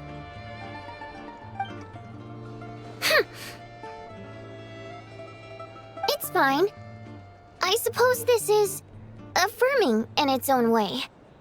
At least, it shows that our performance really touches people's hearts, right? Don't let it bother you. It certainly doesn't bother me. She's showing a lot of restraint. Well, I'll be sure to let Odette know how much you adored her performance. Please don't say that. I always love your performances too. It's just that inspiration struck at the wrong time today. I'm usually all ears. I know, I can tell. That's why I value your opinion. I'm sure some people can't stand it when others praise their coworkers right to their face, but not me. No, sir. Fair enough. I still feel kinda bad, though. But you know what I really can't stand? People who only show up to the theater to pretend that they're cultured. Makes me sick to my stomach. Oh, yeah, 100%. There are too many of those people around. By the time they're walking out the door, they've forgotten all about the show. What's wrong? You look furious. I don't know if you've heard about the boss of the Iskra manufacturing plant. He isn't even a theater investor, but he always demands the same privileges as actual investors. Box tickets only, premium drinks, even the right to request specific songs. Well played, Vodyanitsa. Seems like she's harnessing her rage to steer the conversation back on track. Now that you mention it, I've interacted with that guy before. I gotta say, everyone holds him up as an example of a benevolent businessman, but I don't know. I don't see it. Yeah, he couldn't care less about what's happening on stage. He's just there to flaunt his social status. I hate that I have to prepare programs for guys like that. What's the big deal with that factory he runs anyway? I asked around a bit and heard some pretty shocking stories. Sounds like he's just another greedy capitalist. Oh, really? Yep, the things people are saying are pretty damning. Low wages, insanely long working hours, equipment running around the clock. And as if that's not bad enough, he also strictly forbids his employees from giving any kind of interview. Project Stuja has now been extended so many times, we're at the point where crystal rations for the common folk are barely enough to survive on. Yet he even wants to get his greedy hands on them just to boost his own profits. If the rumors are true, he's in serious violation of the law. Interesting. So you've heard about it too? What? So it's really true? Who knows? I've only heard the same rumors you have. But there's no smoke without fire. The Rooster's been coming down on us hard lately, demanding that we track and trace every single batch of Crystal. My coworkers in the Department of Energy have been tearing their hair out over it. The Rooster? I didn't realize he cared that much. Yeah. Even though there are no restrictions on Crystal trading, the poor will wind up freezing to death if we let the rich buy as much as they want. That's clearly unfair. Looks like we'll need to arrange an investigation into the Iskra manufacturing plant as soon as possible. I never knew you kept up with current affairs beyond the theater, Miss Vodyanitsa. You really have a heart for the common person. Most Fae in your position have long been indifferent to the plight of humans. Well, those of us who choose to live in human cities are naturally going to pay attention to any significant upheaval. Isn't the Rooster a Fae himself? I'm just surprised to learn that even someone with as much experience as him is getting so stressed out over Project Stuja. What is the end goal of this project anyway? This is it. We're finally going there. I'm sure Mitya can sense on some level that she's fishing for information. But since their conversation is so relaxed, he might just let something slip. It's stressing me out too. If I'd only made better progress with my research, things wouldn't have dragged on this long. Oh, so your work is related to Project Stuja? That's right. The Armory Palace needs a brand new energy source. Not the power of the Light Realm, and not elemental energy. Right now, the only thing that meets the requirements is the power contained within stellar linchpins. But harnessing that power is costly. Each step of the process requires enormous amounts of Kresnik crystal, from extraction to quantification to attempts at conversion. Progress has been painfully slow, and the team is getting burned out as time goes by. Sometimes, I see people staring into space as if in a trance. Could it be that this new energy source has side effects? No, it doesn't affect us, because the energy is used for... Okay, I got it. Stop choking me. Sorry, I can't talk about that. I think we're all just exhausted. We've been working ourselves to the bone for so long with so little progress to show for it. It's no wonder people are struggling to stay motivated. Seems like I owe you an apology. I shouldn't have gotten so mad at you for not paying attention during the show. Don't worry about it. I count myself lucky, to be honest. I don't envy the people who work closely with the Tsaritsa herself. I'd much rather be in my current position. At least I don't have to shoulder any major responsibilities. So they're trying to develop a completely new kind of energy. Yeah, censored by a scarf. Who would have thought? Oh, dear. It looks like my time is up. I'm afraid I have to leave. I'm so sorry. We ended up barely talking about the theater. That's okay. It was a pleasure chatting with you, really. Let's make up for it next time. Yeah, hopefully once the work pressure eases up a little, I'll be able to focus more on the performance, and then we'll have more to discuss. We touched on some confidential issues today. I'd be grateful if you could keep it between us. That could have gone worse. Nice job. Why was Mitya in such a hurry to leave, though?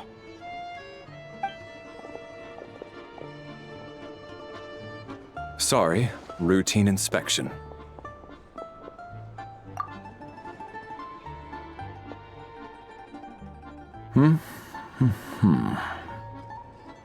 Okay, let's go.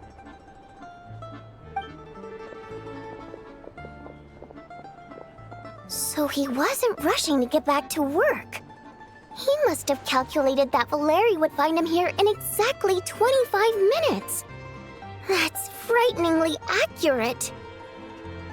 One of the main duties of the Special Assignments Battalion is to ensure that important figures stick to their schedules.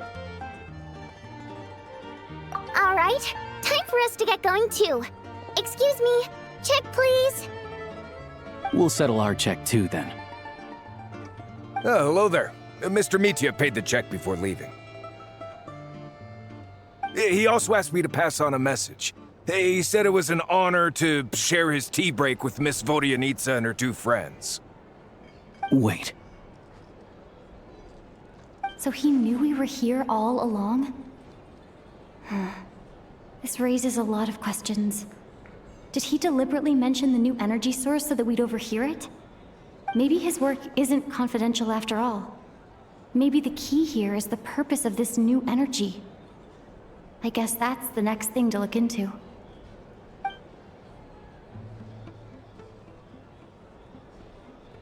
Vodyanitsa and Alosha have both left.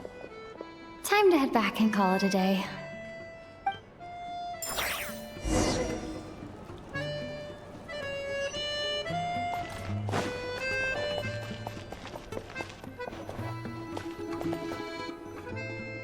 You're back! Here pretty early today. Paimon was just gonna mention that. After she woke up today, Paimon felt like her temperature was completely back to normal. But her strength still hasn't returned. Still, there's some good news. Paimon thinks she might have figured out the source of the problem. It's like there's some kind of mysterious power affecting Paimon. Paimon's never felt this way before during any of her travels. She only started feeling this way since we arrived in Snezhnaya. That's right. The Armory Palace needs a brand new energy source.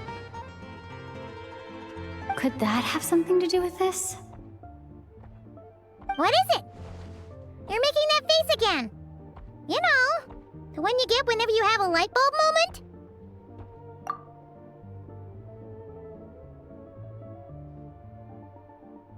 So, they're trying to develop a new energy source here? And you think that might be why Paimon's feeling unwell? Well, Media denied that the energy they're researching has any side effects. Although, he did say that people working on the project have been having issues with their concentration and short-term memory. And even so, those are completely different symptoms from Paimon's. It's pretty faint, so it's kinda hard to tell. But, if anything, it seems like it's coming from roughly the same direction as the Armory Palace. Sure, Paimon's with you there. But how, though? The Rokat only has a limited amount of intel. Oh, great point! They argue about Project Stuzha every day. If we could sit in on one of their sessions, we might pick up some new leads. Good idea! Oh yeah, while you were out, Paimon tried all the yummiest looking desserts in the Potforia restaurant. This one seemed right up your alley. So, Paimon saved some for you. Come try it once you finish writing your letter.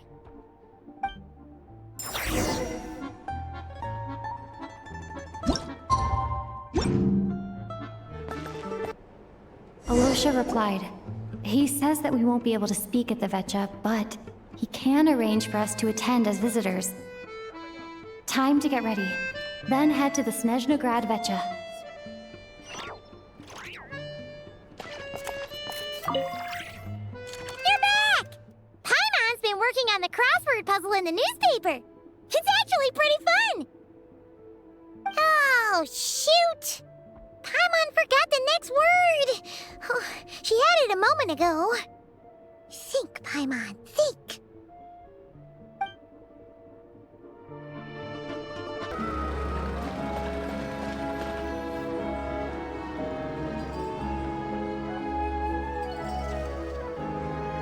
Ah, Miss Vodyanitsa, prima donna of the Koralyevsky troupe. What a surprise meeting you here. Will you be sitting in on a session of the Vetcha? Sorry, I'm not taking interviews today. Oh good, you're here. The session's about to begin. Let's get inside. Please wait, Miss Vodyanitsa. Could you introduce me to your new friend?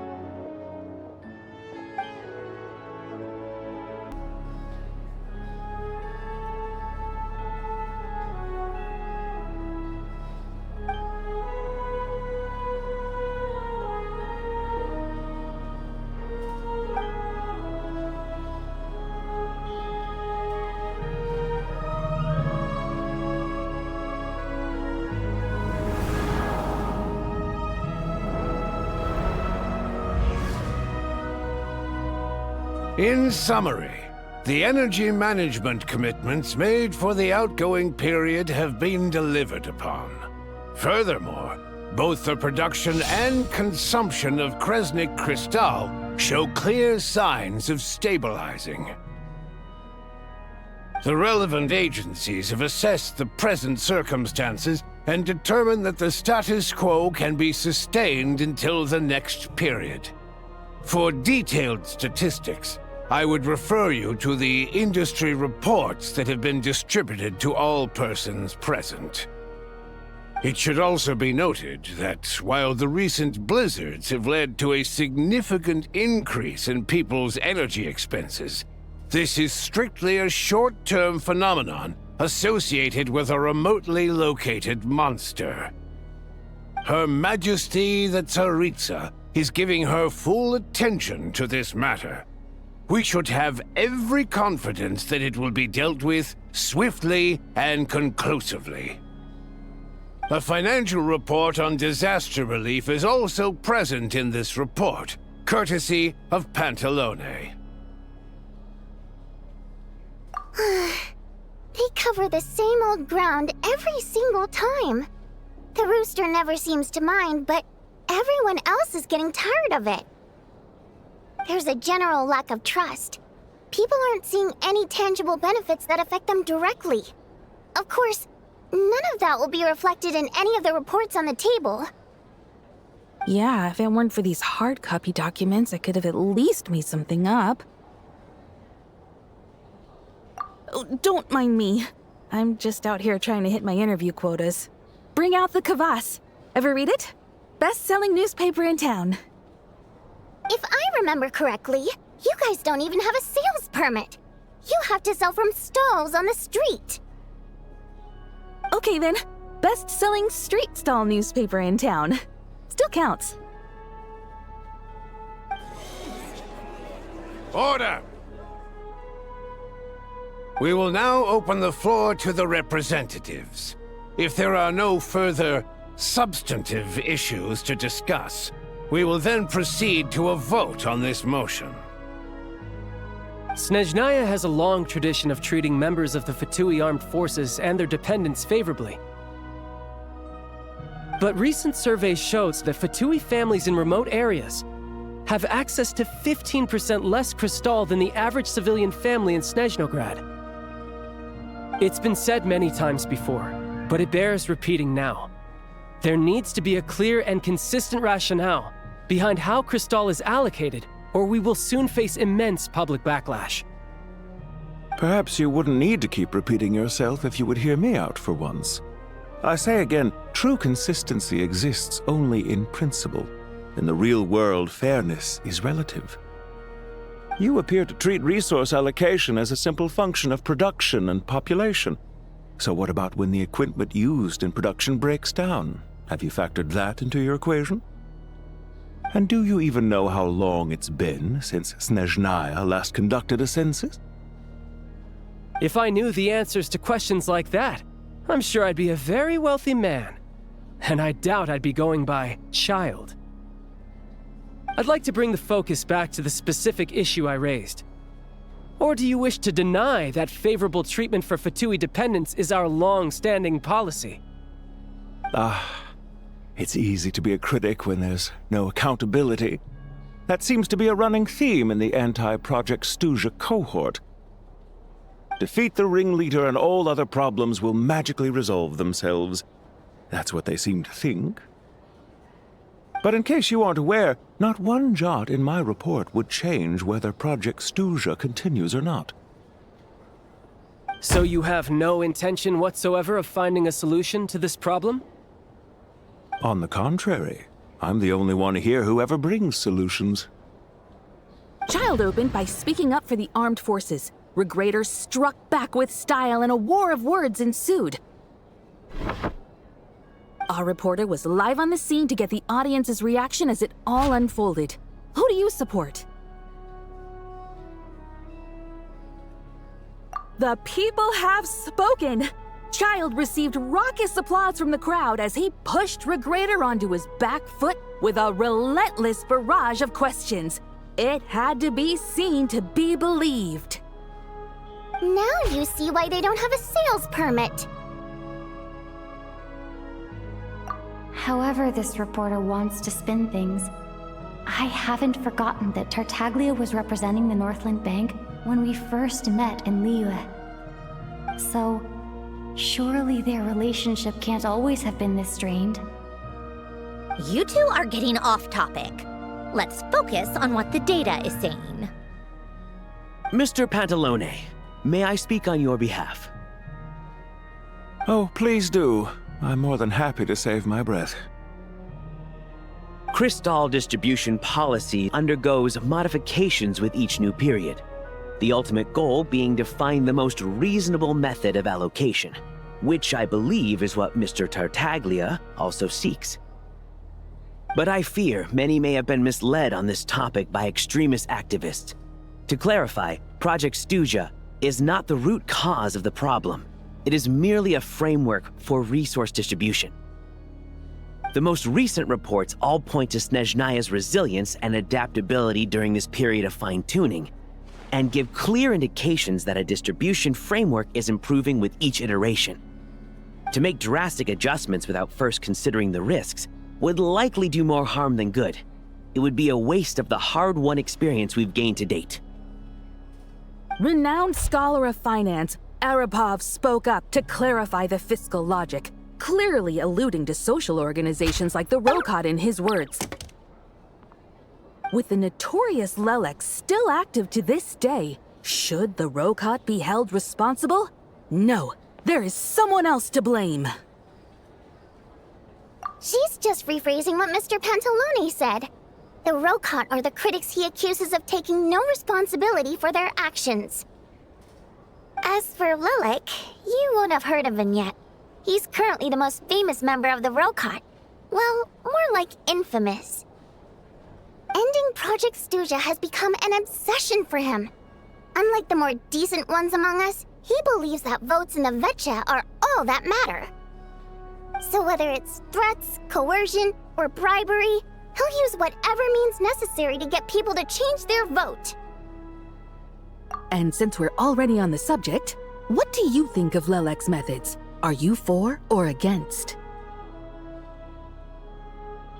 Well, whatever the story is, his actions benefit us all. We stand with Lelek. At least someone here wants to take this discussion seriously.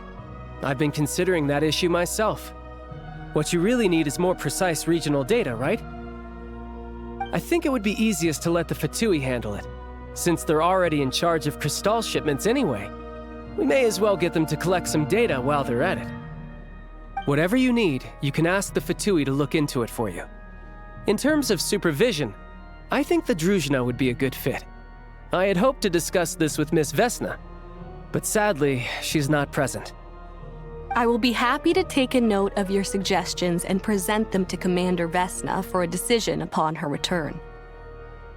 The Commander has always taken a keen interest in Project Stuja. However, given the Druzhna's demanding workload, I'm afraid it may prove difficult for them to provide any practical support. Let us refrain from jumping to conclusions until a concrete and actionable plan is in place. My apologies, Lord Rooster. There are numerous issues to address here, including manpower, time sensitivity, and reporting lines. Nevertheless, I support drafting a proposal. Follow the usual procedure, and it can be raised as a new motion for all parties to evaluate at the appropriate time. In that case, I'd like to share one thought before the proposal is drafted. The issue of time sensitivity was raised just now, which I presume relates to the official reports. In fact, the Energy Commission already collects regular statistics on each urban center and its surrounding area. Would these be of any use? That's a good idea. I read every issue of Sviet Laidovka's report, and although my focus is mostly on the section about equipment operation, the energy consumption statistics also yield a lot of insights. Be that as it may, does no one see an issue with using local data to determine Crystal quotas? In the long term, it seems like a very risky solution. Not if they are used purely for reference. So long as we have the report from the Northland Bank's headquarters to corroborate it, no one will be able to fool me. Very well then. It appears that this arrangement is acceptable to all parties. Yeah, sounds good to me. The members reached a provisional consensus on the issue of improving treatment for Fatui soldiers.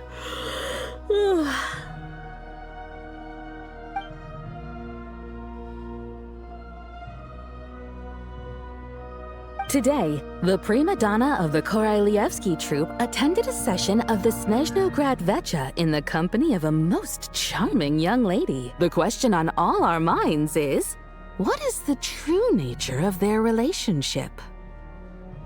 Write anything like that again, and I'm revoking your permission to interview the troupe. Got it?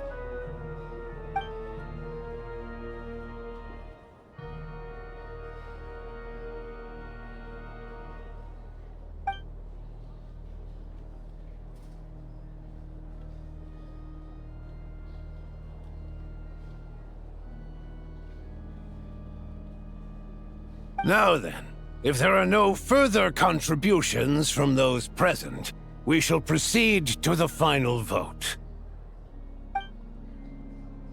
Hey, check it out! What made him vote against? Why now?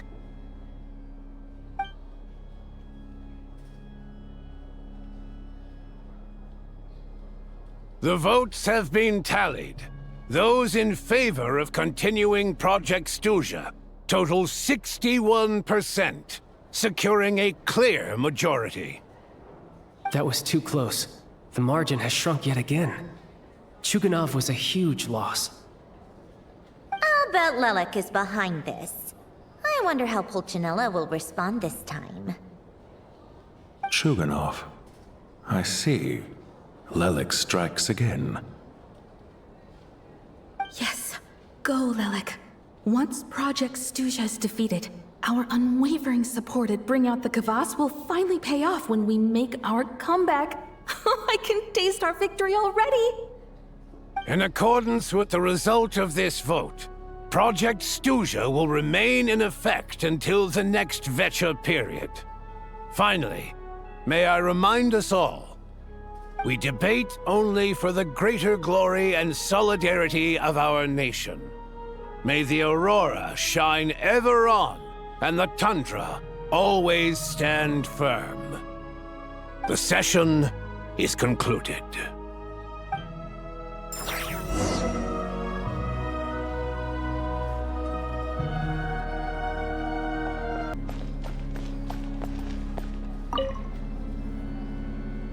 I have to say, I really wasn't expecting Chuganov to vote against Project Stuzha.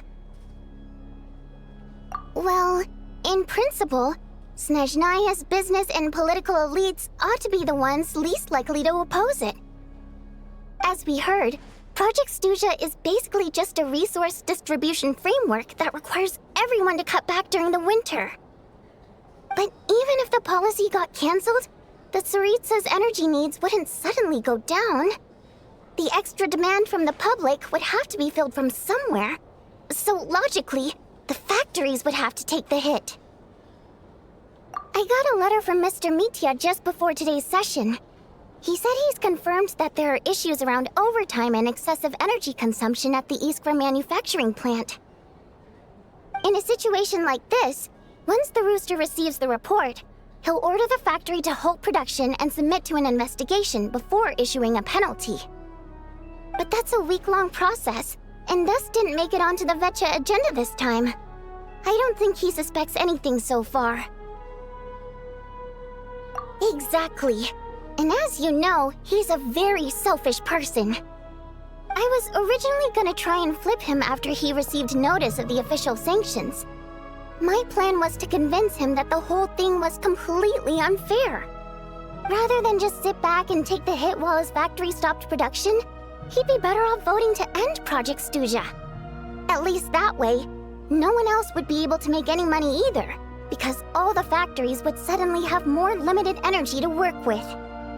But now, he's already voted against it, which means someone must have used more forceful means to change his vote. Just like with everyone else who flipped.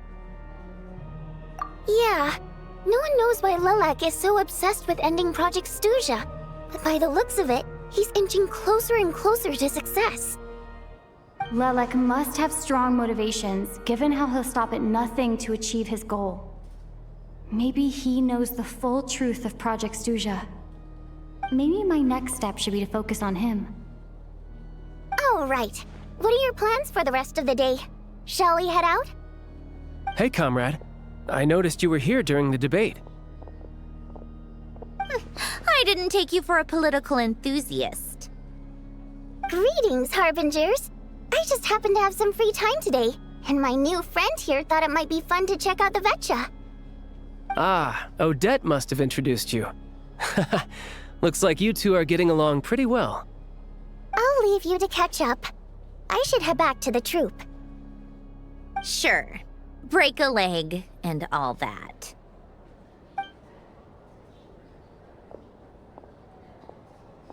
thought it might be fun to check out the Vetcha, did you? Things are never that simple with you, Traveler. There's no way you're here for kicks and giggles. Tell me I'm wrong. Oh, yeah. To some, he's a captivating enigma. To others, he's the bane of their existence. No one ever thought that some anonymous nobody from the Rokot could cause such a stir.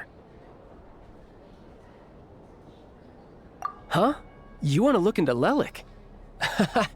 Then I'm sure his days of anonymity are numbered. What do you think, Sandrone? Fine by me, I guess. If the Traveler actually manages to expose Lelik, it'll be doing Pulcinella a favor. In return, it seems fair to let her in on what we've learned so far. My thoughts exactly. Sharing is caring, after all. Head back to Glupov and grab the files on Lelik. It's easier to just pull the records than go through the rigmarole of getting the Traveler a visitor's permit. As you command, child, sir.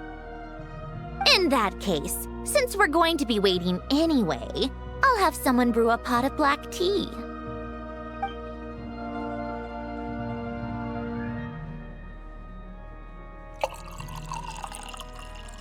One common thread among the many incidents Lelik has been involved in is that the victims are all too scared to share any real information about him. Clearly, he must have threatened them in some way. His modus operandi is to silently infiltrate the scene and leave a threatening letter behind. But neither the letters nor the crime scenes ever yield any clues to his identity. So all these files have to offer are short statements by the people affected. They don't give us a lot to go on.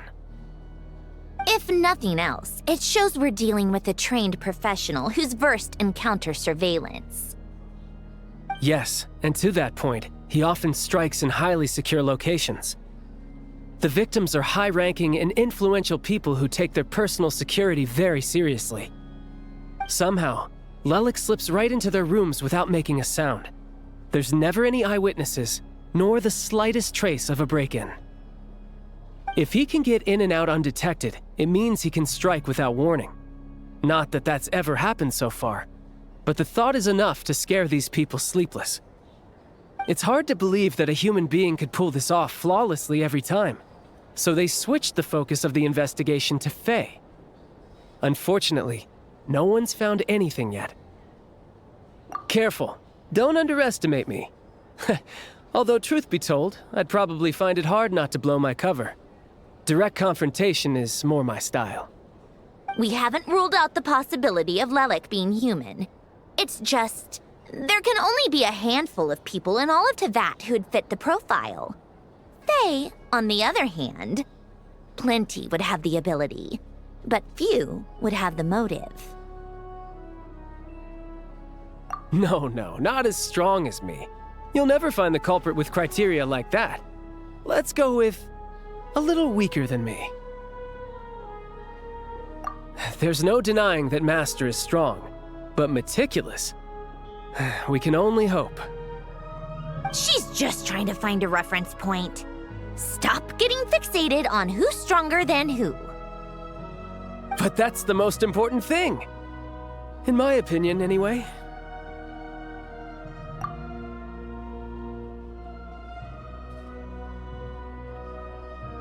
Odette? Yeah, that seems about right. Her skills are solid, and she's always calm under pressure. Except she's Fatui, so the likelihood of her working against us is pretty low. But yeah, much more accurate than your previous example, at least. No, wait a moment. Maybe we should interrogate that assumption. What do you mean? Which assumption? Her Fatui identity doesn't necessarily exonerate her.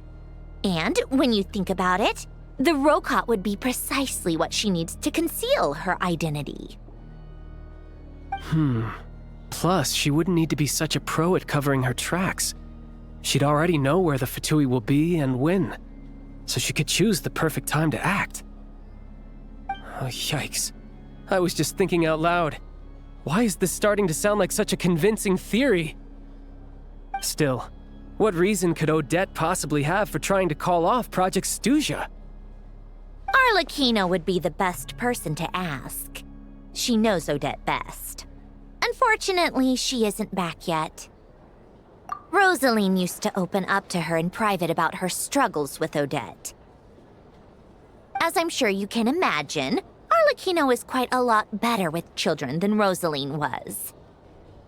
She gave her some tips on how to handle the situation, and Rosaline managed to reach a settlement with Odette before leaving.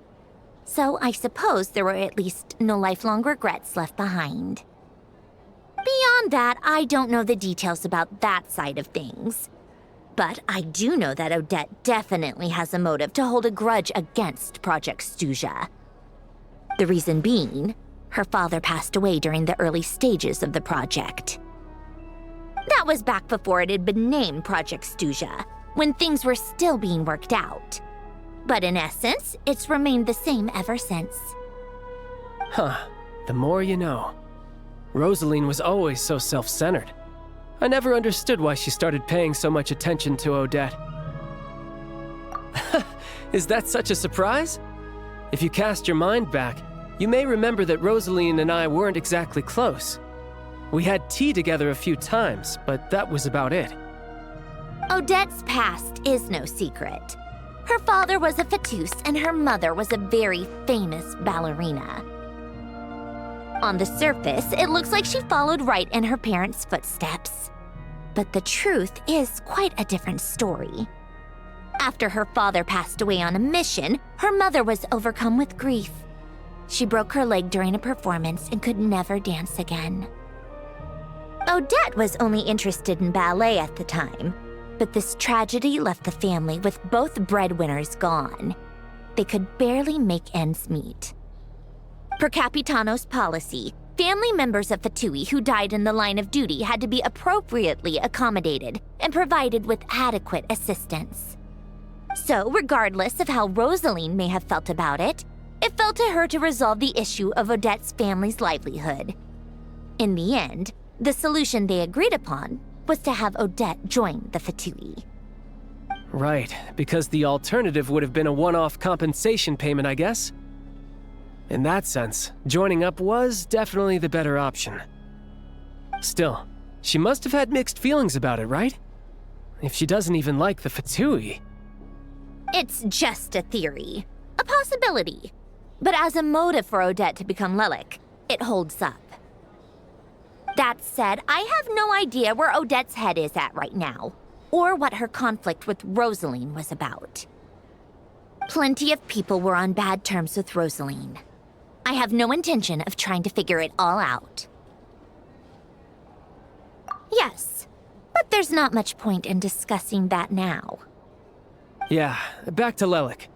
Since our investigations so far have turned up next to nothing, we've got nothing to lose by trying a new angle. Funnily enough, Tonya and I had actually made plans to go to the theater tomorrow to watch Odette's rehearsal.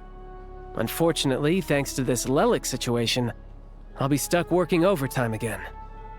Which means you can go in my place. No point wasting the ticket. Plus, you'll get to meet Tonya. Spirit Seeker. Quite the classic ballet. It was passed down through Odette's mother's family for generations, though it hasn't been performed in years. But Odette's been practicing it diligently, and it's finally ready for a return to the stage. Excitement is through the roof. Tickets for the official performance sold out long ago. Tonya's excited for it too. She's desperate to see it no matter what. Personally, it's not really my kind of thing, but since she's my little sister, I had to figure something out. I've actually seen it several times before. The story's pretty straightforward. The lead character follows a trail of clues left behind by a spirit, gradually recovering her memories along the way. It's a tale of love and regret. So not exactly reinventing the wheel, at least by today's standards. But when that classic melody kicks in and the lead character begins to dance, it always gets me. Not an easy dance to do justice to, though. I know it's always been Odette's dream to perform this piece, but I'm not sure she's really ready. In that case, I think that even if she is Lelik, we should wait until her performance is over before we respond. I'll let you take it from here, comrade. Sounds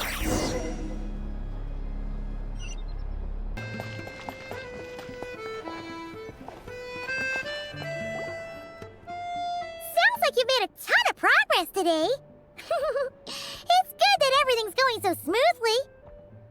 Next step is to head back to the theater and get a clear answer from Odette. Either way, Paimon doesn't get the sense that she's a bad person. Sure, she might have done some pretty extreme things, but Paimon bet she has her reasons. Maybe this is going too far, but like, with everything she's managed to do so far, wouldn't it make more sense in theory to be even more, you know, heavy-handed?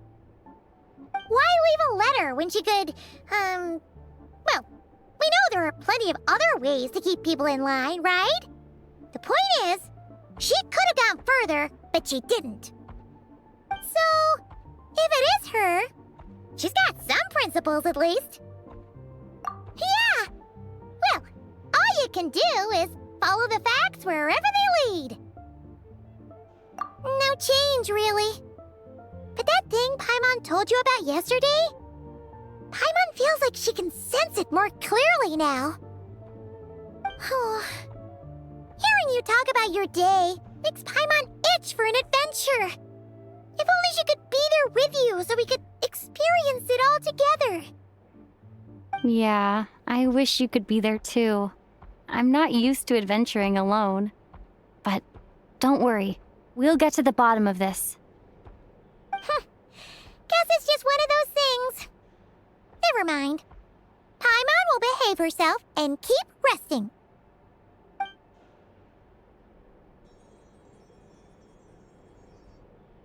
If Odette is Lelek, she may well have inside information on Project Stuja. Her father was involved with the project's early implementation and tragically died in the process. Now, she's dedicated herself to bringing it to an end. It's hard to imagine she could have gotten this far without knowing anything at all about the Tsaritsa's true intentions. When she spoke to us as a member of the Fatui, how much did she let on? And how much was she hiding? Only time will tell. Maybe tomorrow everything will be answered. Hey look! It's snowing! Could be a tough day ahead. Make sure you wrap up warm tomorrow.